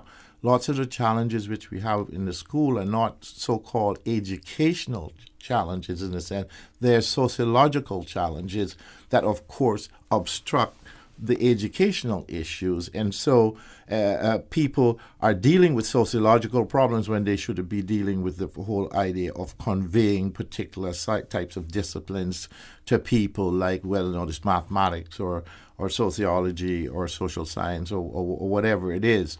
But we don't recognize the sociological and psychological struggles that people have in school. For instance, a lot of people are dyslexic in the school system. I'm dyslexic, and I know that a lot of these things run in people's genes. We had a thing called the Cayman disease when I came back there, which was a genetic type of disease, which meant that a lot of people in certain districts had hearing problems because of the interbreeding or the close interbreeding that we had, because it was a very small population. Sure. So when you have to speak to people in this country, people normally want you to speak to them in a very patronizing way. So if you interact in that particular way, people like you. But if you interact with people, giving them the benefits of your professional experiences, people tend to think that you're trying to portray yourself as being better than them or knowing more than them, and that tends to alienate people. Unfortunately, it does at times. But we'll definitely jump into. I would like to get to more of your actual play itself and the inspiration behind this back in 1979, and then to make it into a play, and then the event coming up, I believe, this evening. But we do have one caller on the line. Good afternoon, caller. Thank you for calling Talk Today. Good afternoon. Good afternoon. Doc, good afternoon. Black Lives Finally Matter. I know it is, yes. You just mentioned our caste situation. We didn't know we had that, So thank you. You need to expand on that. And like I texted Woody yesterday when he said, but he looks so good. I wanted to tell him this. It's a big secret, Good black don't crack.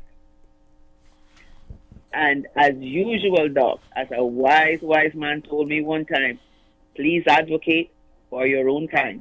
Thank you. Bye. Caller, thank you for calling. Thank you. Thank you for calling today. Dr. Frank, Dr. McField, just another minute we go to our 2 p.m. headline news.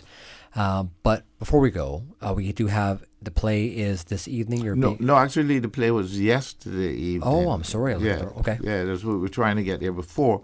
But it's not as if it was a showing of the recording of the 1999 production of the play, which was written in 1979.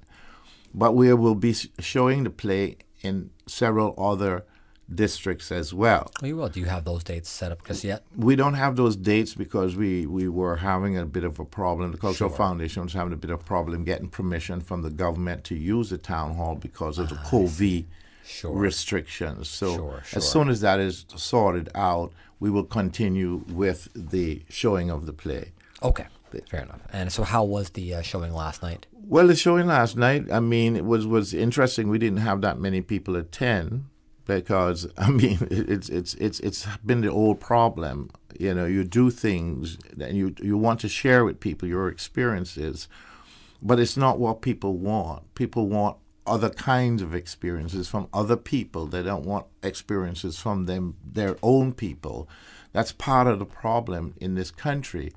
And we don't want to have an honest discussion about this because the government itself, the politicians themselves, are preying on the inability of the people to realize that they need to understand themselves, that they need to be able to better operate with each other in order to have the kind of cohesiveness which will preserve their sovereignty and their hegemony, which means their power as Caymanians in the Cayman Islands. Because if people are always avoiding each other and avoiding the hard questions that they need to ask one another, then they're not going to be able to have the cohesiveness, and other people will come in with that cohesiveness and displace them over a period of time, not just economically, but also politically in this country.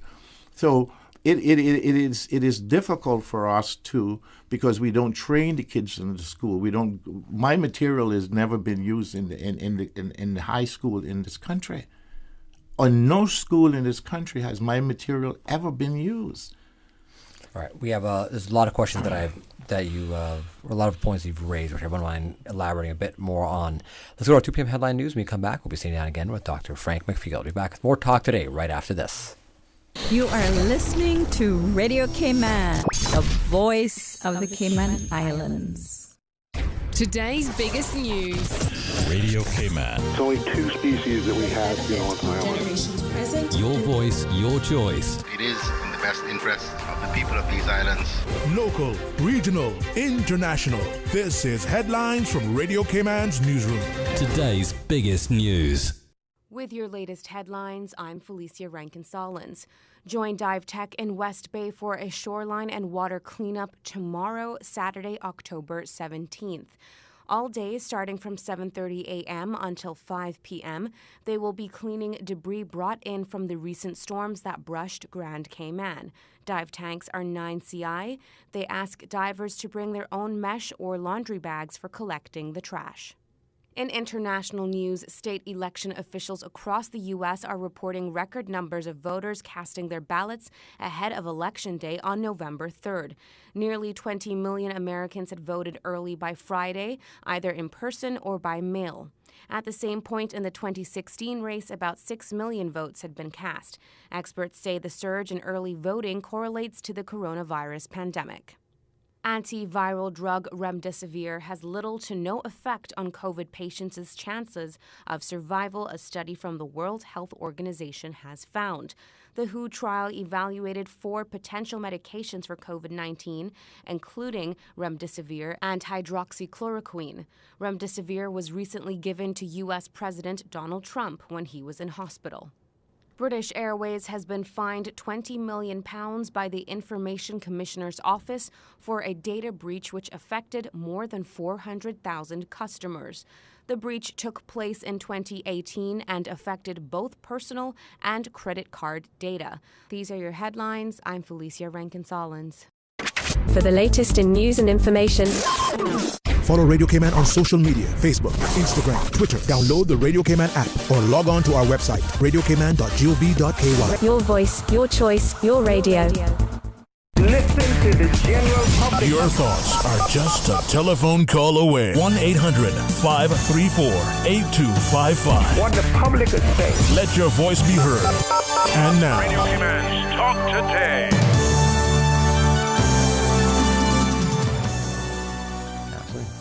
And welcome back to Talk Today. I'm Raymond Singh, filling in for Mr. Sterling Dwayne Ebanks. I'm pleased to have in studio Dr. Frank McField, and we've been discussing the recent showing of his play Time Longer Than Rope. This was the 1999 production, but the original works written in 1979, so 41 years ago. Yeah. And a conversation which many parts of that conversation still exist today in today's society globally, not just here in Cayman, but many parts of your story can be reflected outside of our borders. Yep. And I do understand we have 2 other callers on the line, so we'll take our callers first. Good afternoon, caller. Thank you for calling Talk Today. Good afternoon. Hi, good afternoon, caller. Thank you for calling. Just calling back to forgot a happy birthday, Doc. Forgot a happy birthday. Don't remember it was today or yesterday, but 22 years old. I can remember being there. It's a good age to be, sir. What's 72? 22. I'm 22 years. Forever 22. Take it. I come in and get some coconut water. Listen, as tall as you are, you're gonna need help. The tree grown that far up already? Yep. And they all need to be stripped. See, and that's a tall tree. Caller, thank you so much for calling in. And again, Frank, happy birthday. Thank you. We do have one other caller on the line. Good afternoon, caller. Thank you for calling Talk Today. Yeah, Doctor, you got a good boat shed discussion going there today. And, I think a lot of what you all have been talking about, it simply falls back to the thing that Caymanians have not been singing their songs. It's somehow got just pushed under the rug.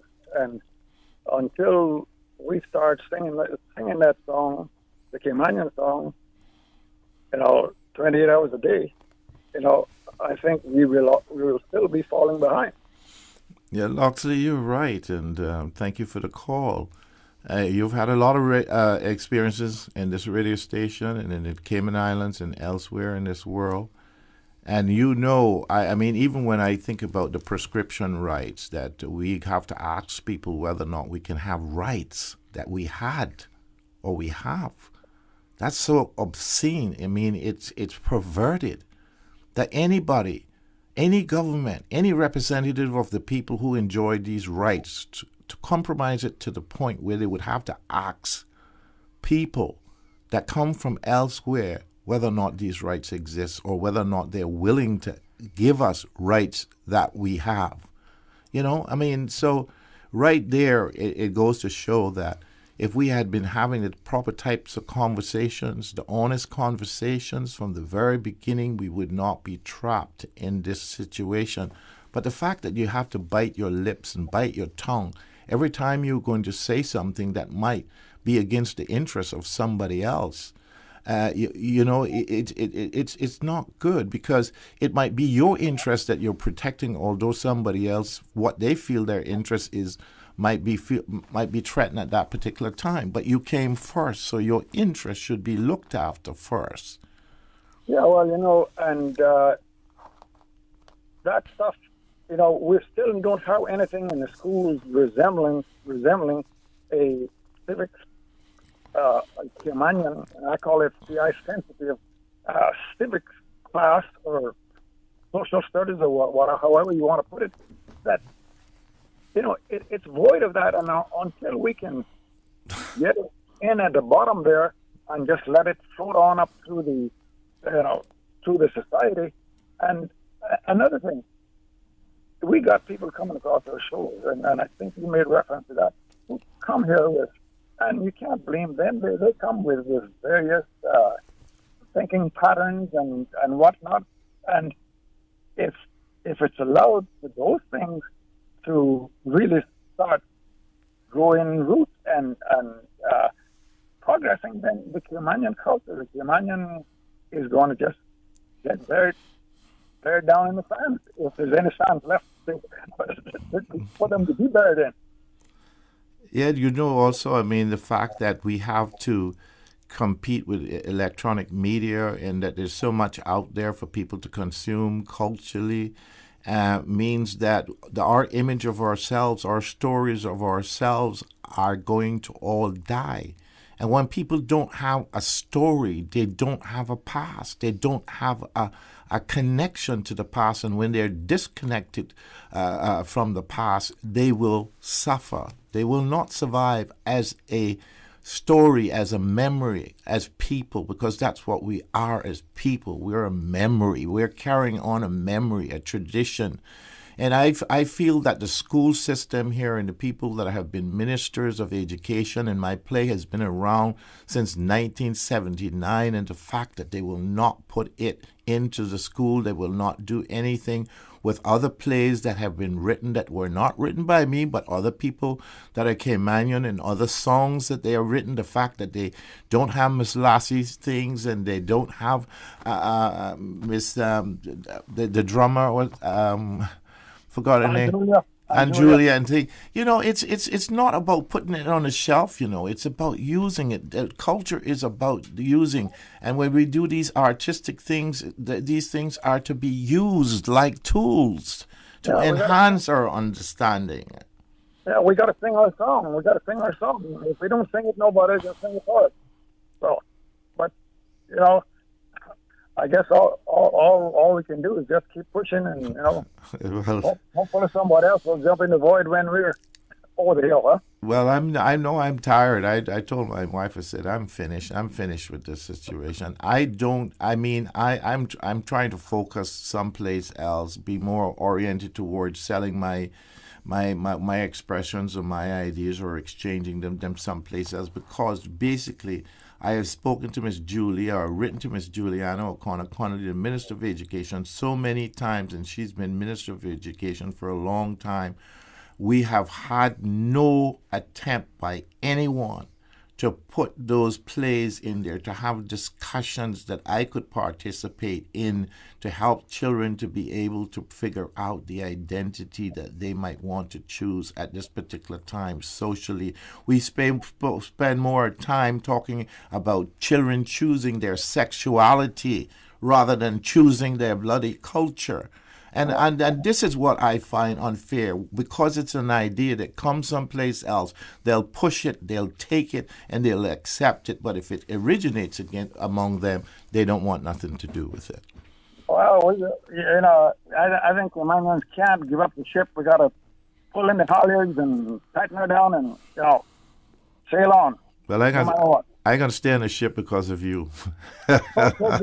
So you make sure you stay around now. Yes, I'll be on the wheel box with you. Okay, you make sure you stay around, because at 72, bro, I mean, I feel pretty worn out sometimes. I just, because it's so crazy that we have the power, we have the money in this country, our government gets in, promises it's going to do something, it gets in, and it does nothing when it comes to sorting out the problem of education. And a lot of education has to do with the social construction of the individual child. I know society, but, don't get discouraged. You say 72.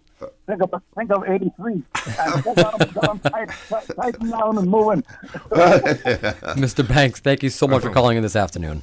Okay, pal. Thank you, sir. Very good. So, Dr. Frank, we've covered, and I said this during the last break, we've covered a lot of territory and some very bold statements that have come out regarding the diversity of topics. Like we're talking about sociology, we're talking about the caste system, we're talking about, you mentioned prescriptive rights. Mm-hmm. Can you elaborate for our listeners what you meant by prescriptive rights not being, take that. Well, this was a society or a piece of land, let's say. Sure. That was settled because of the, and its settlement was resolved, I think, in 1730-something. Sure. Are we talking about today's issues? Or is this something in the historical context? Yeah, it's in the historical context because it has to do with the doctrine of effective occupation. Oh, okay. Which means it was agreed. Okay. It was agreed at the Treaty of Madrid. Sure. That what belongs to who had to do with who could effectively occupy it. Sure. I thought you were referencing something that happened today. No. My apologies. When you made the statement, I thought you were talking about something. So when we're talking about prescriptive rights, yes. We're talking about rights that come about through the doctrine of effective occupation. Sure. It starts with that. That should be the basic legal focus that lawyers should have when they're looking at this. Because out of that comes the fact that land that is not occupied belongs to the occupiers. In this particular sense, I guess it would be the crown. Sure. Yeah. The crown is just basically another way of saying the head of the occupiers, be there in Jamaica or London or wherever they are, recognized to be those people who can actually formulate I understand that. legal sort of relationships. Okay? So when we were using the ocean, or the Queen's Bottom, or getting to the Queen's Bottom through the bush, the plum tree bush, we had to go through the land to get to the sea, the beach land, for instance. Sure. So we had access, because the most important access to have was access to the sea. Correct. And so that was established by law. Dr. Steve McFeel is much better in explaining that than I am, because he's a lawyer. I'm the sociologist. So sure, we're going to go a quick commercial break here. Yeah, so but he can explain that. Now the bill that the government is bringing to the Parliament is really basically is not being fair to their own traditions and their own rights. As a matter of fact, they're giving up rights because they're saying people who bought that land, is now up to them to say whether or not we have a right to go through a passage where we went through before. That's basically what that's we're where talking. you're going to. Yeah, fair enough. The Beach Access rights. On that note, let's go to a quick commercial break. When we come back, we'll continue our conversation with Dr. Frank McField. Back for more talk today, right after this.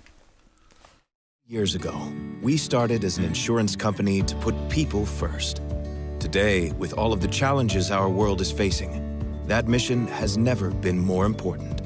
BritK is now CG BritK. And though our name has changed, our purpose hasn't. We're still the same people-first company we've always been. And we're here for you, stronger than ever. CG BritK. Want a belly full of laughs and live in East End? If you're an older person that want a memorable evening of great comedy, vivid storytelling, live music, and free fish and fritters, make a date to see East End Smoke Pot Comedy and Storytelling next Monday. Celebrate Older Persons Month with traditional comedy, storytelling, music, and refreshments on the beach opposite the East End United Church at 7 p.m. on Monday, 19th October. Watch the hilarious comedy School Days starring Alan Ebanks, Nasaria Suku Cholet, and others. Munch on free fish and fritters under the stars and enjoy a one-of-a-kind night with family and friends at East End Smoke Pot Comedy and Storytelling soon. King Sports Center takes pride in being more than just an ordinary gymnasium. For 14 years, their multi-purpose facility has been providing the community with a variety of sporting, recreational, and relaxation activities. King Sports Center has a bowling alley, lounge bar, multi-purpose rooms, powerhouse gym, rock climbing wall, bungee jumping, a 10,000 square foot rink, and so much more. For more information on the variety of services, call their friendly staff today at 946-5464 or email kings@candw.ky or visit www.kingsportscenter.com. King Sports Center, your one-stop shop for fitness, recreation, and relaxation. Seafaring is an integral part of the Cayman Islands' history, its identity, society, economy, and development. The 2021 National Heroes Day, celebrating our seafaring heritage, recognizes the outstanding contributions made by our seafarers. It highlights the inspiring stories of our seafaring heritage and celebrates the industry that is firmly embedded in the history and culture of the Cayman Islands. Nomination forms are available online at celebratecayman.ky and ministryofhealth.gov.ky. Submit your nomination for National Heroes Day by Saturday, 31st October 2020. Listening to the general public. Cayman Islands foremost listeners participation program. Radio Cayman Talk Today. Because There are more questions than answers. Radio Cayman. waiting to take your calls right now. What the public is saying. And welcome back to Talk Today. In case you're just tuning in for the tail end of our show, I'm Raymond Singh, filling in for Mr. Sterling Dwayne Ebanks, and pleased to have in studio Dr. Frank McField here discussing the recent showing of his production, Time Longer Than a Rope, which was produced back in 1999, but originally created in 1979. Some more showings coming up in the near future. The dates and location to be determined. Location to be determined. Absolutely. And we've been talking about just an overarching number of issues, sociological, educational, legal issues, stemming back to the early days of Cayman, and now looking towards the future and how do we fix some of these social issues that we see pervasive in society. Well, I've always told people if the government or the people wanted to fix the social issues, they would have kept me in a position to be able to give advice and to do even more research. I've done a lot of research based upon participant observation. That is a special kind of research. We just don't ask questions and get answers. We get people's feelings. We get their people's attitudes towards understanding their own problems. It's a sociology that is more like psychology. Our big problem on this island is psychological. So how do we fix that? Well, you have to fix it, first of all, by accepting the fact that it exists. Okay, that is relevant, that the psychological disposition of people, of children, of families are important. mental illness is normally what we talk about, but I'm not talking about mental illness because I think mental illness is at a point of breakdown. That's when we have a breakdown. But there are psychological and social issues that threaten people that would push them towards this breakdown, and you don't wait until the system breaks down before you try to to repair it. Absolutely. You know. And when we were in school, we did studies on gangs, and we understood a little bit about gangs. For instance, the camaraderie that we see in the play Time Longer Than Rope with the men at the bar, that was already an indication that we would have that later on in our society, where young boys would want to become masculine, and there would be a path to adulthood. Sure. And an initiation ritual of some kind that might involve a gun, that might involve weed, that might involve certain things because of the class that they're coming from. The other class of people might involve going sailing or doing whatever they might be doing.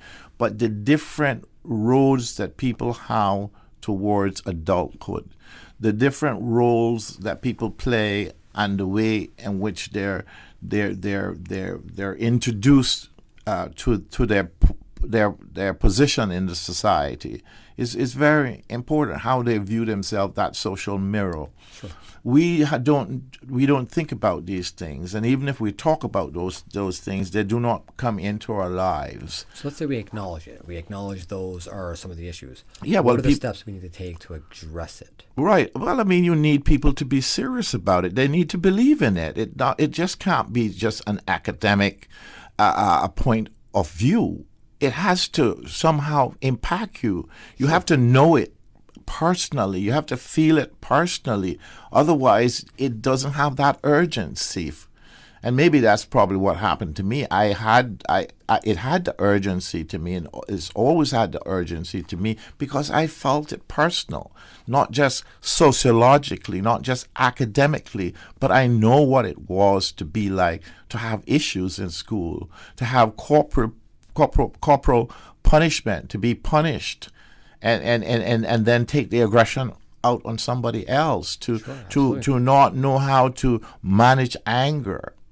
And I know a lot about this, but when you're in a society where people are trying to trip each other up rather than pick each other up, this is the result. You get destruction of people eventually. This is what Time Longer Than Rope is saying.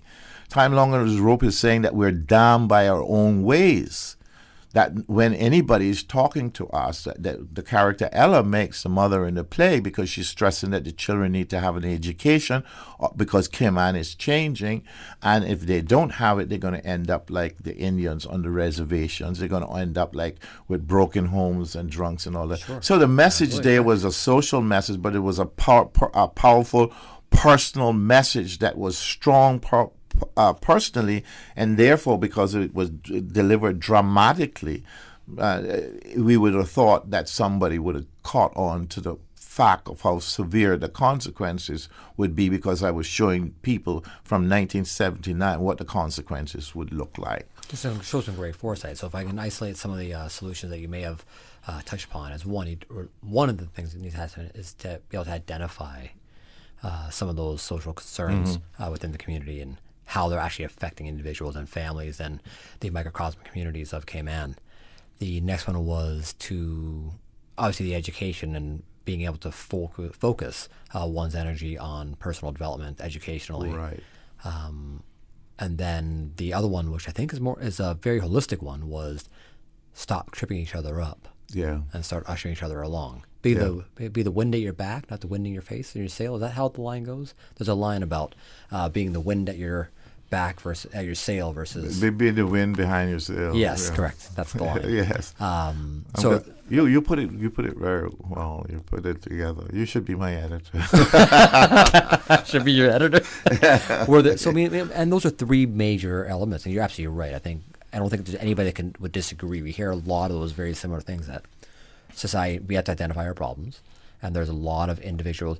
There's a lot of big problems or medium-sized problems, but there's so many little tiny problems. Those little tiny problems, they accumulate over time. Yeah. And I think if I were looking at the elements of your play, when I read the biography of your play, or the storyline, I think a lot of that identified a lot of those little issues, that how they compound each other. Mm-hmm. You're talking about it now. You're seeing the results of 41 years of compounding of issues that were not addressed 41 years ago. That's right. And now we see a bigger issue. That's right. The mushroom. Yeah, that that's kind of right. blows up, right?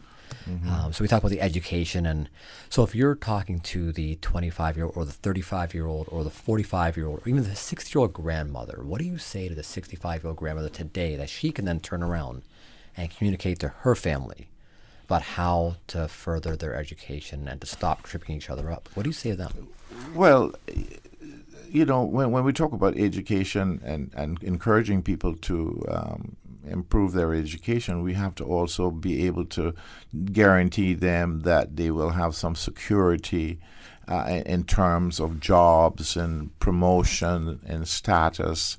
A lot of Caymanians feel that regardless of what they do, they're not going to get ahead if people don't like them. Like myself, I have a PhD from a German university. I speak fluent German.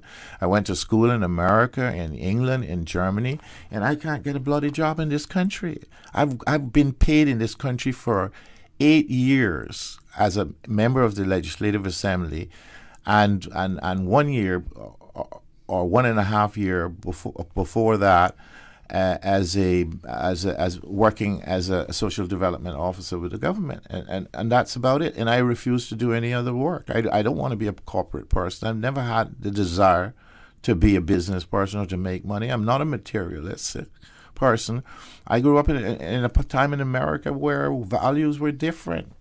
And I was coming from a small island. Those are the values that I inculcated in my mind. Be a writer, talk about things, Sure. Be a philosopher.